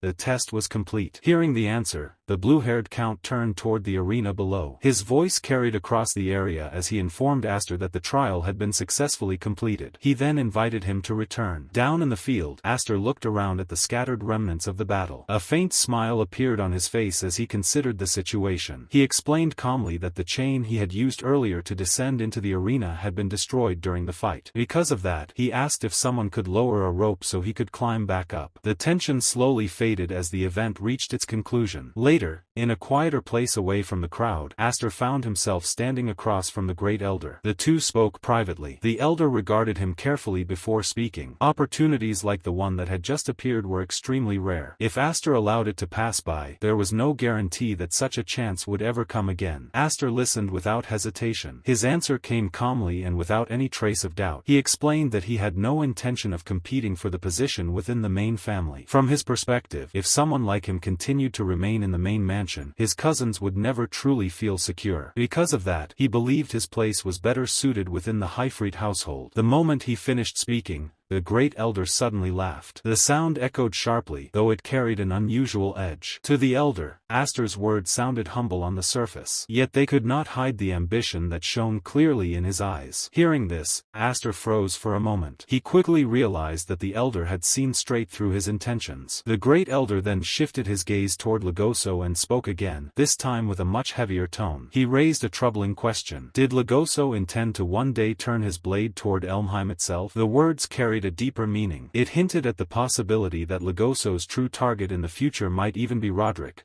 the head of the house. The sudden implication caused tension to rise in the air. Seeing the reaction, the Elder chuckled lightly and waved his hand dismissively. There was no need to become so defensive, he said. For now, he had no intention of pressing the matter any further. Aster, however, found the conversation confusing. He questioned why the Elder would even suggest such things when the rebels were supposed to be their enemies. The Elder calmly explained the truth. Even within their own faction, unity was far from perfect. Roderick himself possessed an extremely strong and dominant personality. Because of that, Aster's presence served as a balancing force. Simply by existing, he placed a natural limit on Roderick's influence. In that sense, the Elder admitted that Aster's role was acceptable. But the old man's voice soon grew colder. If Aster ever dared to turn his fangs toward him, the consequences would be obvious. The warning was clear. Hearing those words, irritation stirred within Aster's chest. Inwardly, he cursed the frightening old monster of Elmheim. Soon after, their conversation ended. Aster returned to where his father was waiting. His father immediately asked whether the discussion with the Great Elder had concluded and what exactly had been said. Aster answered calmly. The Elder had offered him a chance to join the main family. However, he had refused. The response shocked his father. To him, such an opportunity was incredibly valuable, and refusing it felt like wasting a rare blessing. Nearby, the blue-haired count added his own opinion. If Aster had officially joined the main family, he would have gained far greater resources and influence than he currently possessed. Aster then turned his attention toward the count. After studying his face, he recognized him as Earl Mays. Curious, he asked why Lena had earlier made a proposal that seemed to support him during the event. The Count appeared slightly embarrassed by the question. He explained that the suggestion had merely been intended to irritate Lin Poco, whose arrogant behavior had annoyed him at the time. However, he quickly changed the subject and pointed out something far more significant. From that moment forward, both in name and in reality, Aster had become someone who possessed the 7 wings. He gestured for Aster to look around. The surrounding nobles were already whispering among themselves. Among them, the meaning of the event had become clear. This was what it meant to witness the rise of someone with the 7 wings. As the nobles quietly discussed the situation, various thoughts began to emerge within the crowd. Some of them looked at Aster with burning desire, believing that such incredible power must somehow be brought under their control. Others viewed the matter with colder calculation. To them, a different conclusion formed. Before Aster could grow strong enough to become a serious threat, it might be wiser to eliminate him while he was still young. Many of the nobles continued observing Aster with calculating eyes. In their minds, numerous possibilities were already forming. Even if they could not control him directly, there were still many ways someone with his potential could be used to their advantage. Noticing the subtle shift in the atmosphere,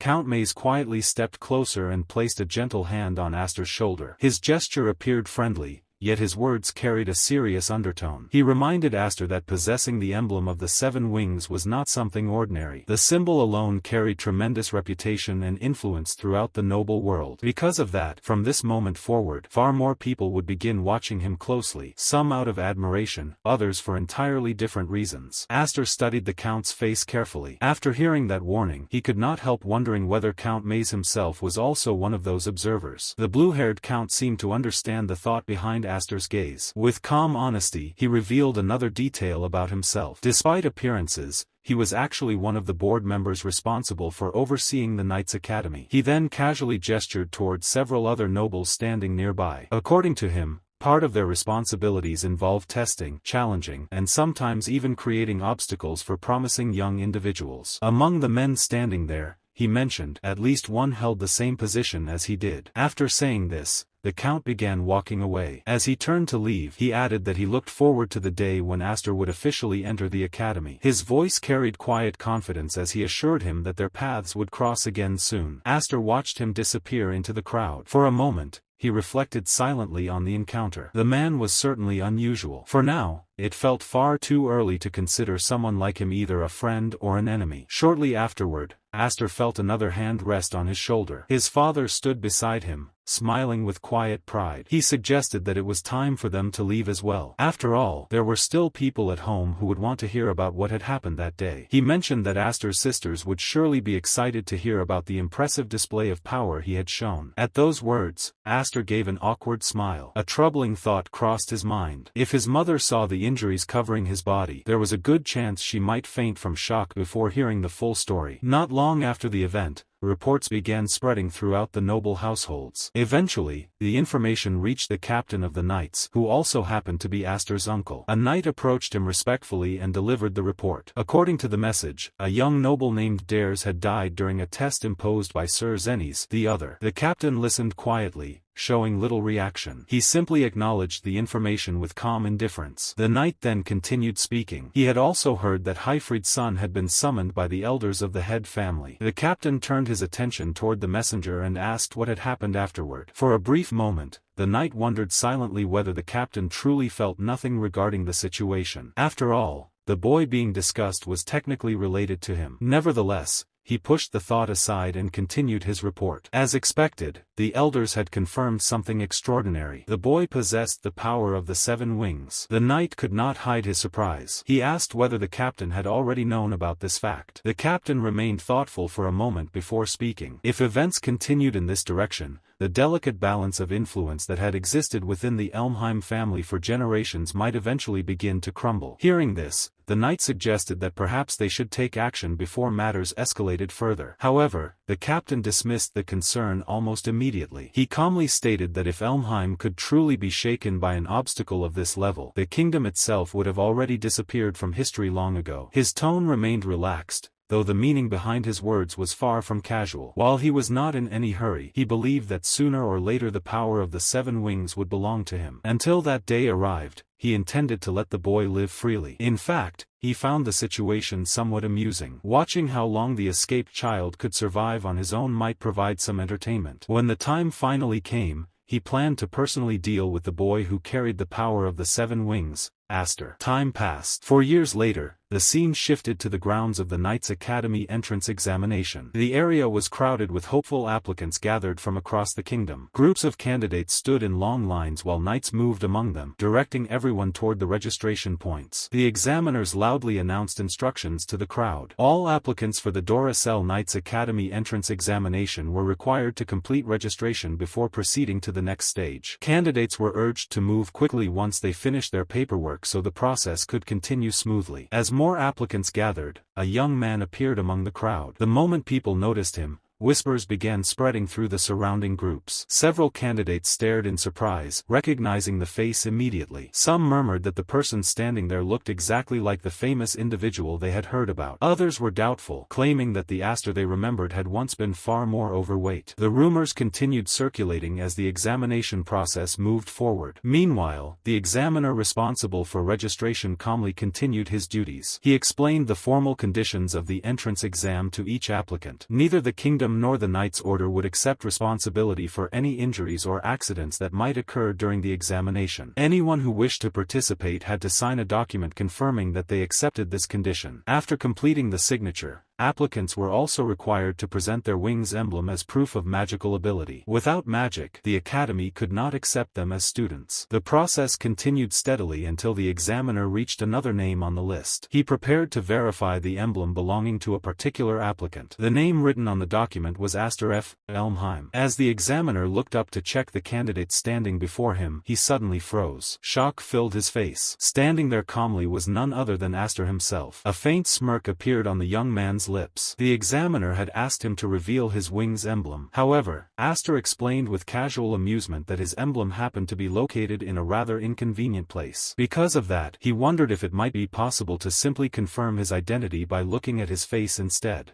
The exam venue was packed, a crowded space buzzing with students and cadets. Aster's eyes drifted over a few pupils chatting casually with one another, but before he could move further, a voice called out sharply, "Hey, you, the smug-looking guy, right there." Aster turned. A man had approached him, waving his hand dismissively. "I've never seen your face before. Don't know which noble house you come from. Aren't you in the wrong place?" The man exuded trouble, a brash, arrogant air that marked him immediately. His name, Aster quickly realized, was Vigor Smites. With a flourish, Vigor displayed a symbol proudly on his chest. "This," he said, "is the mark of the elite among the Glory Knights. And this," he gestured around him, "is the selection exam for Glory Kingdom Knight Cadets. You understand that, right?" Aster's voice cut through the man's words, cold and indifferent. "Then there is no problem." Vigor froze, utterly stunned. His mouth gaped open for a moment, then he sputtered, "Hey, you little rat. Wait a second." Straightening, he raised his voice so everyone could hear. "Everyone here has gone through strict, grueling training, yet they still dream of walking the glorious path of the Allied Knights." The surrounding cadets and pupils listened carefully as Vigor continued, pointing directly at Aster. "Taking this exam over and over again. And look at you, hanging a child-sized sword on your hip. This isn't a place for a field-gilling swordsman like you." He waved dismissively. "Come on, if you're just here to sightsee, go home, little kid. Just, fuck off." From behind, two students glanced at each other. The red-haired one muttered, "He's at it again. Smith, the new guy, always looking to bully someone. Never seems to tire of it, year after year." The boy beside him leaned closer. "More importantly, the one he's messing with. Isn't that the rumored Elmheim?" Both turned their gaze to Aster. "You mean, Aster of the 7 wings? Suddenly, a voice called his name. "Oh my." A young man stepped forward,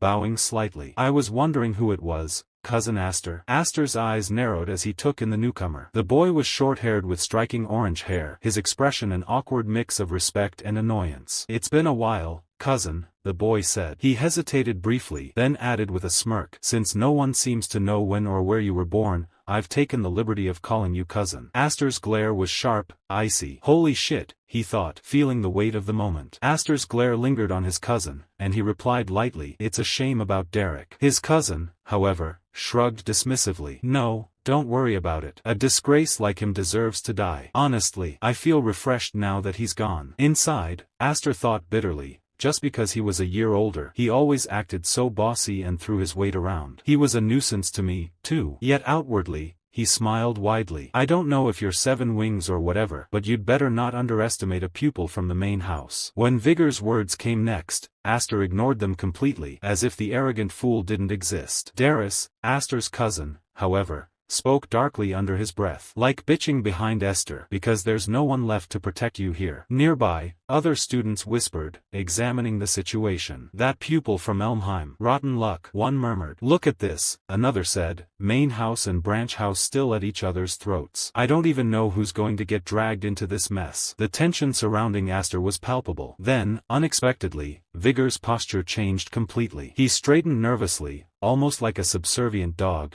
and asked with a stammer, Esther, wait, are you? No, perhaps, without a doubt. Are you Elmheim? Aster looked up at him, expression unreadable. Then, casually, he smiled. Just Esther is fine, senior. He extended his hand slightly, a gesture of quiet acknowledgement. At that moment, the first exam venue officially began. High atop the building, an instructor shouted to all the cadets. Gentlemen, well done on making it here. First, I want to express my gratitude for your courage and patriotism. We, the Kingdom Knights, are not like those provincial knights frustrating the countryside. We serve the king. His voice rang out, full of determination. We protect the king. We are the glorious sword, risking our lives to fight for him. All the cadets turned to face the instructor, absorbing every word. He continued, his gaze sharp and commanding. We have no need for dull or blunt swords. Treat today's exam as a battlefield. Show us your true worth to the fullest. A moment later, a voice called out from inside the hall. Ridiculous, Aster thought. Yet a smile tugged at his lips. I've finally made it back here. The path to becoming a kingdom knight. A ride I wasn't even granted when I wished for it. He chuckled quietly to himself, imagining the world beyond this exam. The realm of the strong he had never been able to reach. And at the apex of it all still ruled one man. In his mind, Aster pictured the general commander, Roderick Elmheim. I will become stronger than everyone in this crowd, he resolved. Aster whispered under his breath, determination flaring. Wait right there, Roderick. I'll catch up to you in no time. I will do that. First, I have to pass this selection exam. The instructor stepped forward,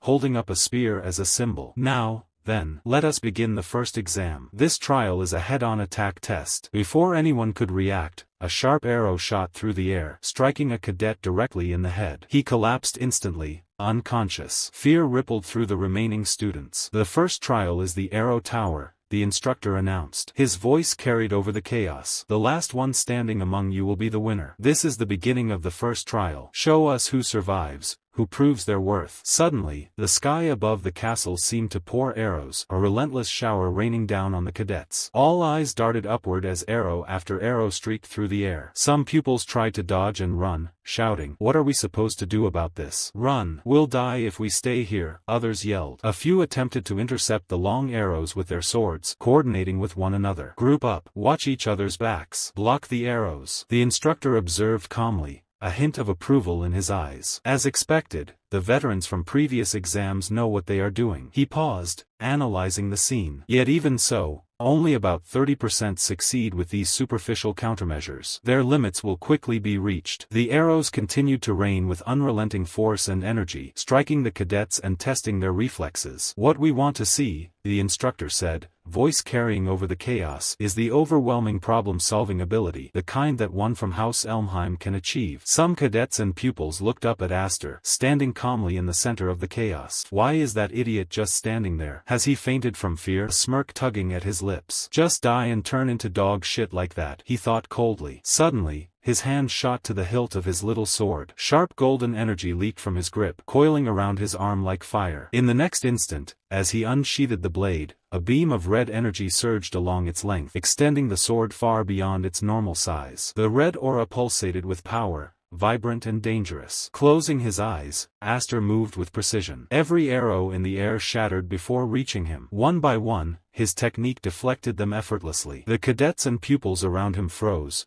their eyes wide at the terrifying display. Raising the sword high, Aster unleashed a beam of red light upward. The energy twisted into a tornado, arrows spinning like leaves caught in a storm. With a single, destructive sweep, all the arrows were obliterated before they could reach him. Aster's smirk widened, victorious. "Bring all your arrows upon me," he said, his voice calm yet commanding, as if daring the chaos to challenge him.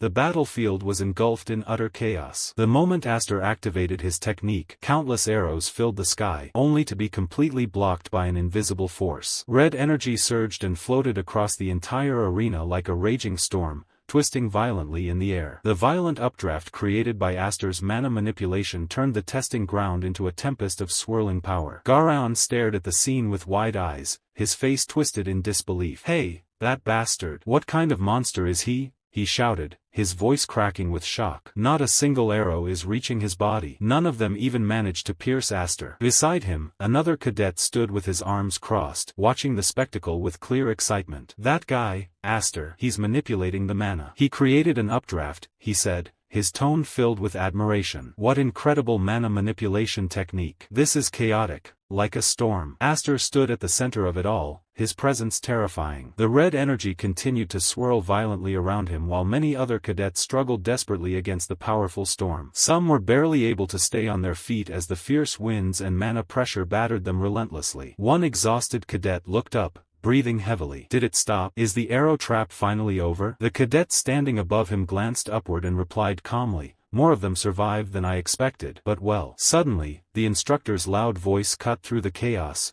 commanding everyone's attention. "All cadets, way to show some guts, gentlemen. Look at the corpses around you. Those of you who are still standing have passed the first trial." All the surviving pupils listened carefully, their bodies still trembling from the ordeal. The instructor continued without pause, "There is no time to rest. I will now guide you to the next trial ground. Follow me." One completely exhausted cadet muttered under his breath, "Talk about a real sergeant from hell." He felt as if he had just walked through hell itself. Turning to Aster with a tired voice, he said, "Even though we just endured a rain of arrows, that was real hell." Aster simply smiled and replied carelessly, "What? Are you completely exhausted already, senior?" The senior froze for a moment, staring at Aster in pure surprise. "Why are you acting so completely unfazed?" At that same moment, the instructor quietly observed all his cadets. His gaze lingered particularly on Aster. Internally, he thought with astonishment, "He doesn't show even a hint of fatigue after expending all that mana." "Aster of the Seven Wings." The instructor continued speaking with a firm voice, addressing the exhausted cadets. "Let's show how you can fight in the next trial." At that moment, Aster's cousin glared at him with clear hostility. A flash of past memories surfaced in Aster's mind, moments spent with one of his former teachers. "What's that about? What a pain," he thought. He recalled the exchange involving his original sword, yet he pushed the memory aside for now. Aster turned to look at his senior and asked, "What is different before?" The senior replied calmly, "The swords that mid-ranking knights carry are not all that different anyway. It's just a guess, but they are probably on guard because of that weird sword of yours." The senior's eyes shifted toward the unusual sword Aster was holding. Aster gripped the sword tightly in his hand, glaring at it for a moment before letting out a deep sigh. Suddenly, his cousin spoke up with a mocking tone. "Just what I did not expect from my pretty cousin. It seems you have already tamed yourself into a lackey." The senior guy was taken aback by the sudden insult. "Who is a lackey?" he shot back. "If I recall correctly, you are the heir of the House of Baron family. Am I right?" But Aster's cousin completely ignored the senior's words. A mockingly smile spread across his face as he continued in an insulting manner,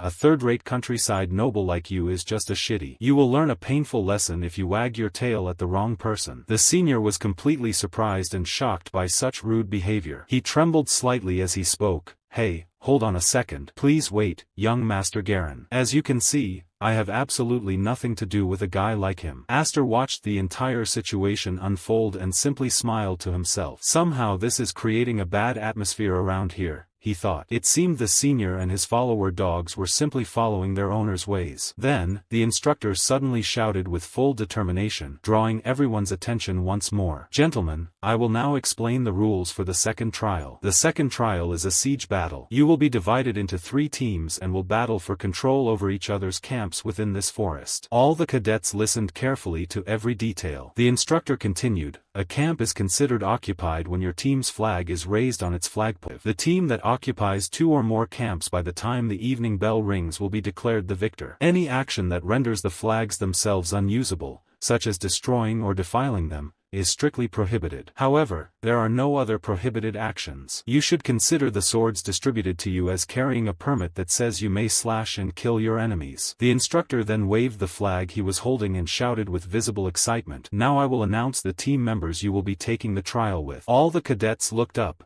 their faces filled with excitement for the upcoming battle. Even Aster focused sharply, his gaze intense as he prepared himself. The trial was truly about to begin. Suddenly, Aster spoke up. "The smoke signal has gone up. It is the signal that the trial has begun." He looked toward the blue flag and explained, "There are 3 flags per camp. To win, we need to capture at least 2 camps, including our own." The senior standing nearby thought for a moment before speaking. "Doesn't that mean out of the 3 teams, only 1 team can pass the trial?" "That's what it means, right?" Aster replied calmly, "That's right. But is there something you are worried about?" Another cadet interjected nervously. "That means we will have to fight Elohim, right?" The guy beside him added with clear anxiety, "That's a bit much, you know." Aster looked at them questioningly. The senior then explained, "Don't you get it? We are terrified of Elohim's retaliation. Our opponent is the young master of the main Elohim family. Even if this is just a trial, merely pointing a sword at him would probably mean we could never proudly call ourselves knights again." He continued, his voice growing heavier, "The worst scenario is that our entire families could face retaliation and be slaughtered. It is a very real possibility, and nobody wants to make an enemy out of that family." Aster was completely shocked by these words. The senior added, "Because our opponent is the young master of the main Elohim family." Sharply, Aster cut in,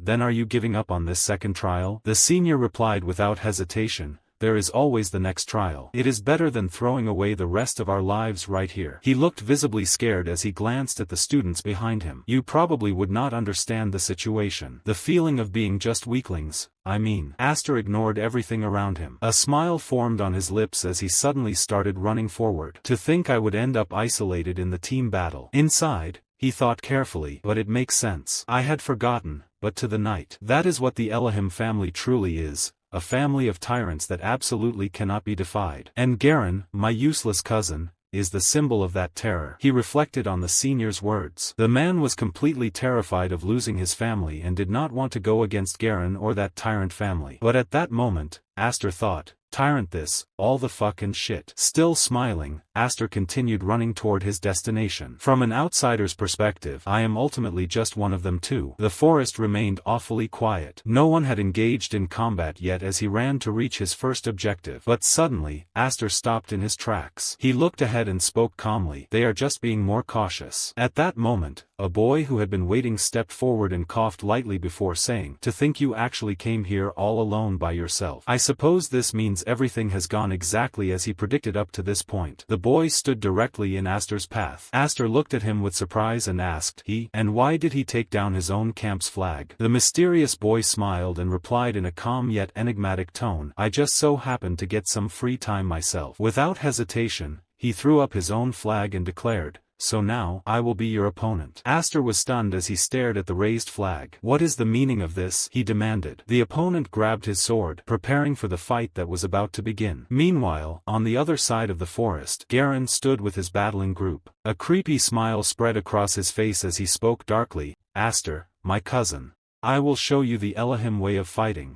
The second stage of the Kingdom Knight selection exam had begun, an offensive and defensive battle. 20 participants were divided into 3 teams. The rule was clear: the team that occupied 2 or more bases by the end of the exam would win. At the same time, raising your team's flag inside an enemy base was an absolute requirement to pass. As the battle began, Aster moved forward with his teammates. Amid the clash of swords, his eyes fixed on a blonde-haired boy standing before him. Their blades collided, and in that moment, Aster voiced the question on his mind. He pointed out that the boy was not part of the yellow team, so he had no reason to be there. The boy simply glared at him, a faint smirk forming on his lips. Aster did not stop. He pressed further, questioning why he was raising a red flag in this place. In response, the blonde boy raised his sword and released his mana, causing the surrounding air to grow heavy. His voice remained calm as he answered. He had formed an alliance with Elmheim. From a distance, an instructor carefully observed the battle between Aster and the boy, Nolan. He immediately recognized him. Nolan was the illegitimate son of House Nolan, a lineage connected to the founder of Code Swordsmanship, Christopher Nolan. Elmheim, on the other hand, was a 5-wing talent. During the first exam,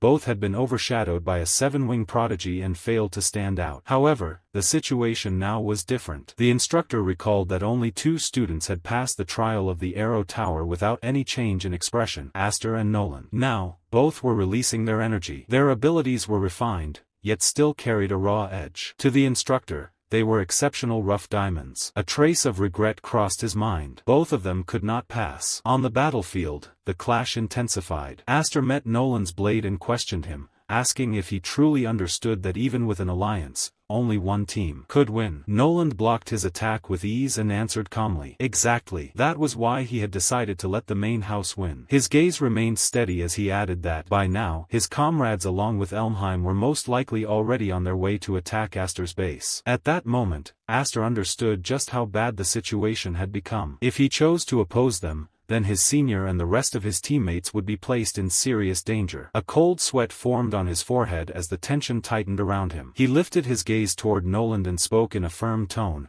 asking if he understood what would happen if he went against Elmheim. He even questioned whether he had been threatened by Garan into doing this. Nolan answered without hesitation. No one would willingly stand in front of a carriage knowing it would run them over. As he spoke, he poured strength into his sword once more and added that knightly nobility was, by nature, a hereditary society. Their blades clashed again. Nolan calmly continued, stating that this was simply the natural behavior expected from those born into noble blood. In the next instant, something unexpected happened. Aster's sword suddenly shattered in the middle. His eyes widened in shock as he stared at the broken blade. For a brief second, confusion crossed his mind. The weapon felt strange. He recalled the moment earlier when it had been handed to him by the examiner and wondered if he had been given a defective sword. But there was no time to think. Nolan pressed forward with another ruthless strike, a confident smile forming on his face. He assured Aster not to worry, explaining that this was strictly a one-on-one duel between them. He added that he had never liked Elmheim's group to begin with, especially someone as showy as Aster. The second attack came immediately after. With his sword already broken,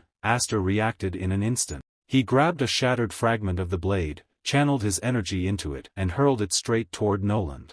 The fragment struck against Nolan's sword and was blocked. By the time Nolan looked up again, Aster had already turned to retreat. Nolan shouted after him, demanding to know if he was running away and ordering him to stop. Aster glanced back briefly and answered that he would settle things with him later. For now, there was someone else he needed to deal with first.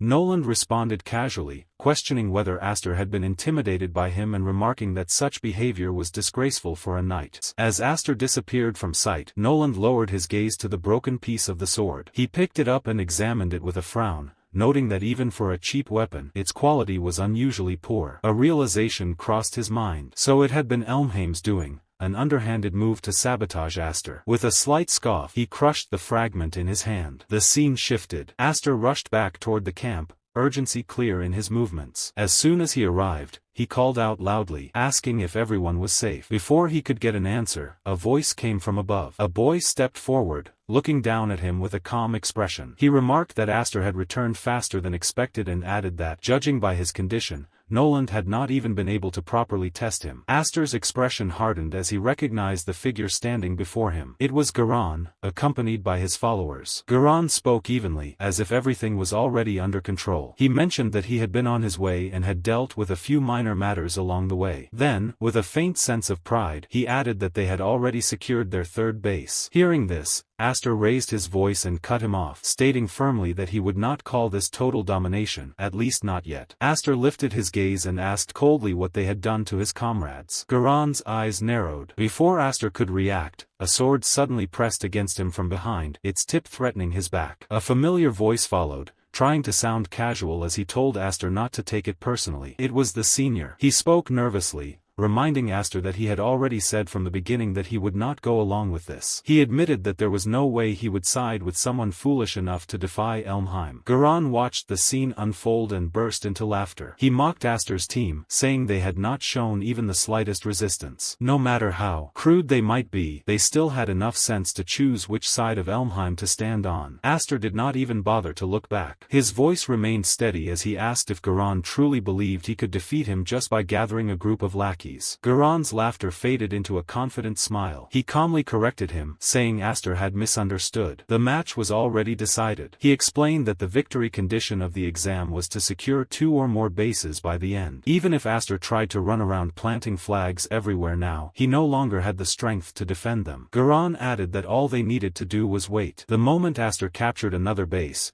they would simply replace the flag with their own. With a composed smile, he stated that they already held enough bases. Maintaining control was all that remained. Aster tightened his grip and declared that he would make sure they could not do that. Garon's expression hardened. Aster continued without hesitation, saying he would cut every one of them down right there. At those words, Garon's followers stiffened. Fear flickered across their faces, but Garon only smiled wider. He dismissed it as nothing more than a bluff. He pointed out that Aster's sword was already useless. No matter how talented he was, without a proper weapon, he was no different from someone without wings. He even mocked him, asking if he planned to take them all on alone. Aster replied calmly, admitting that Garon had figured it out. Then, without warning, he threw away the broken sword. The senior behind him flinched in surprise, while Garon laughed even louder. To him, it only confirmed his victory. Aster's weapon lay shattered on the ground, leaving him defenseless. Yet Aster did not waver. His gaze directly, steady, and completely unshaken.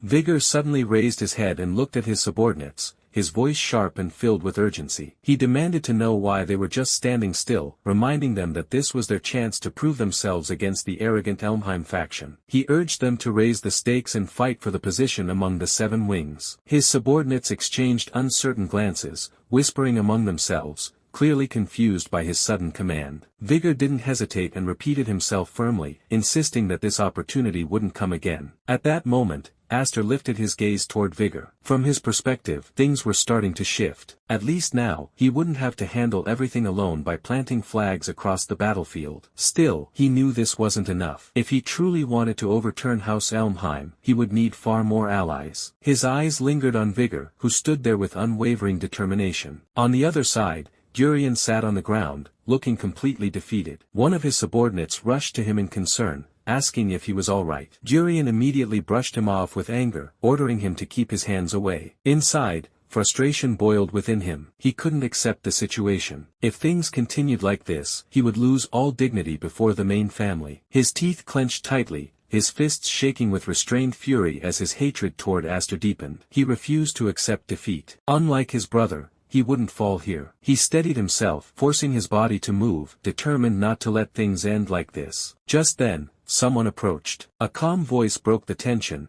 casually asking what had happened. Gurion turned his head, and the moment he saw the person, his expression froze in shock. It was Nolan. Nolan looked at him with a faint smirk, commenting that Gurion had become quite pathetic since the last time they met. Gurion's anger flared instantly. He shouted Nolan's name and demanded to know where he had been all this time. Dealing with Aster had been his responsibility. Despite his anger, Gurion's thoughts shifted. Nolan might not possess a crest equal to the 7 wings, but when it came to pure swordsmanship, he was the strongest among them. With him on their side, things could still turn around. With renewed confidence, Gurion ordered Nolan to move and cut Aster down immediately. But Nolan didn't react. Instead, he calmly spoke, saying he had come to return something. A faint energy flickered in his eyes as he continued, his tone steady. Gurion's methods had crossed a line that went against his code of chivalry. Then, without hesitation, Nolan declared that their alliance was over. Gurion was stunned. He couldn't believe what he was hearing and demanded an explanation. Around them, the other students reacted with shock and fear. Even Nolan's house was turning its back on them. Some began to panic, unsure of which side to follow anymore. Nolan ignored their confusion. He tightened his grip on his sword, his focus shifting entirely forward. To him, everything had returned to where it started. His eyes locked onto Aster. He questioned him calmly, asking if Aster really believed he could finish this exam without settling things with him. Aster met his gaze without hesitation. Nolan raised his sword, mana gathering around the blade as golden energy began to surge. His presence sharpened, his intent clear. He declared that it was time to decide which was superior, his swordsmanship or Aster's strength as one of the 7 wings. Without waiting any longer, Nolan charged forward. His strike came fast and fierce, aimed directly at Aster's neck. In that instant, Aster moved. He blocked the attack with precision, his sword igniting with a deep red energy as he held the blow firmly in place. His expression remained calm as he spoke, saying this wasn't the time yet. For now, this fight would have to wait. The next moment,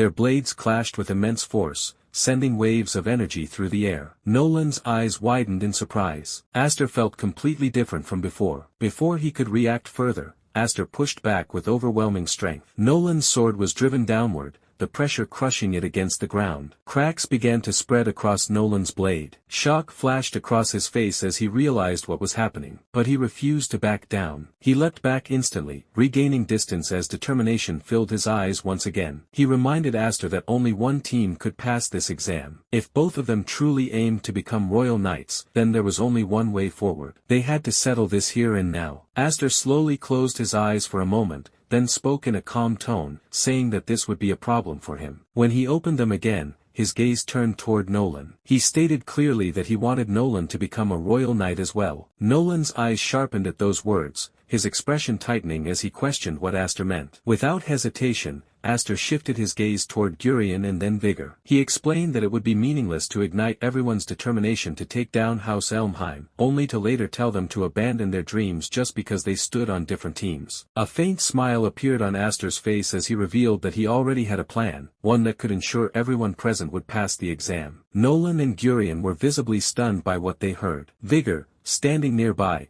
was equally shaken, unable to fully believe it. Even so, Aster admitted that while he couldn't guarantee success, he had a strong feeling it would work. With that, Aster calmly sheathed his sword and stepped forward. His presence naturally drew everyone's attention. Speaking with confidence, he made it clear that achieving this plan would require everyone's cooperation. Then, he turned directly toward Gurion. Raising his hand, Aster proposed a truce, telling him it was time they worked together. The scene soon shifted to the training grounds, where all teams had gathered. The instructor looked at the situation in disbelief before shouting angrily, demanding an explanation. His voice carried clear frustration as he questioned whether they even understood how to properly plant a flag. Aster remained composed and responded without hesitation. He pointed out that the victory condition required occupying 2 or more territories, but no rule had ever stated that only one team could claim a single territory. One of Aster's subordinates stepped forward and added that they had formed a 3-team alliance to occupy all territories together. The instructor's anger intensified. He questioned whether Aster was trying to make a mockery of the exam by suggesting that everyone should pass. Vigor's confidence wavered as he muttered that he had expected this plan to fail. Beside him,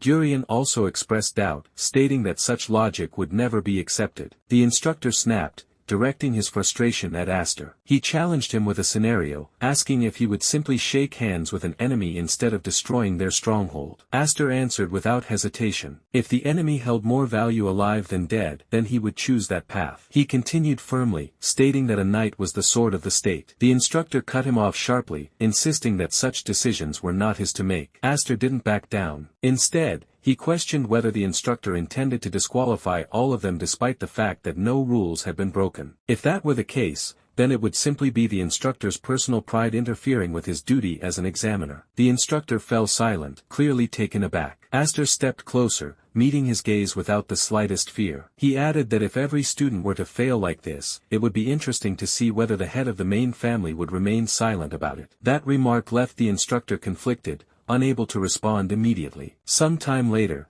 inside a resting area, Vigor and Aster sat across from each other. Vigor spoke first, still uneasy, wondering if they would really fail everyone. Aster replied calmly that there was no way to know for sure. Still, he pointed out that at the very least, they had proven their proposal was worth considering. His gaze shifted briefly toward Gurion and the others. Gurion, however, showed little interest in Aster and continued speaking with his own subordinates. Vigor glanced at him and expressed his surprise. He hadn't expected someone like Gurion to agree to cooperation so easily. Curious, he asked Aster what exactly he had said to convince him. Aster simply smiled and brushed it off, saying it wasn't anything special. At that moment, the door suddenly opened. The instructor stepped inside and raised his voice, calling for attention. He announced that the principal would now reveal the results of the examination. As everyone straightened up, the atmosphere turned tense. The instructor then spoke again, urging them to listen carefully, as the announcement would determine their fate.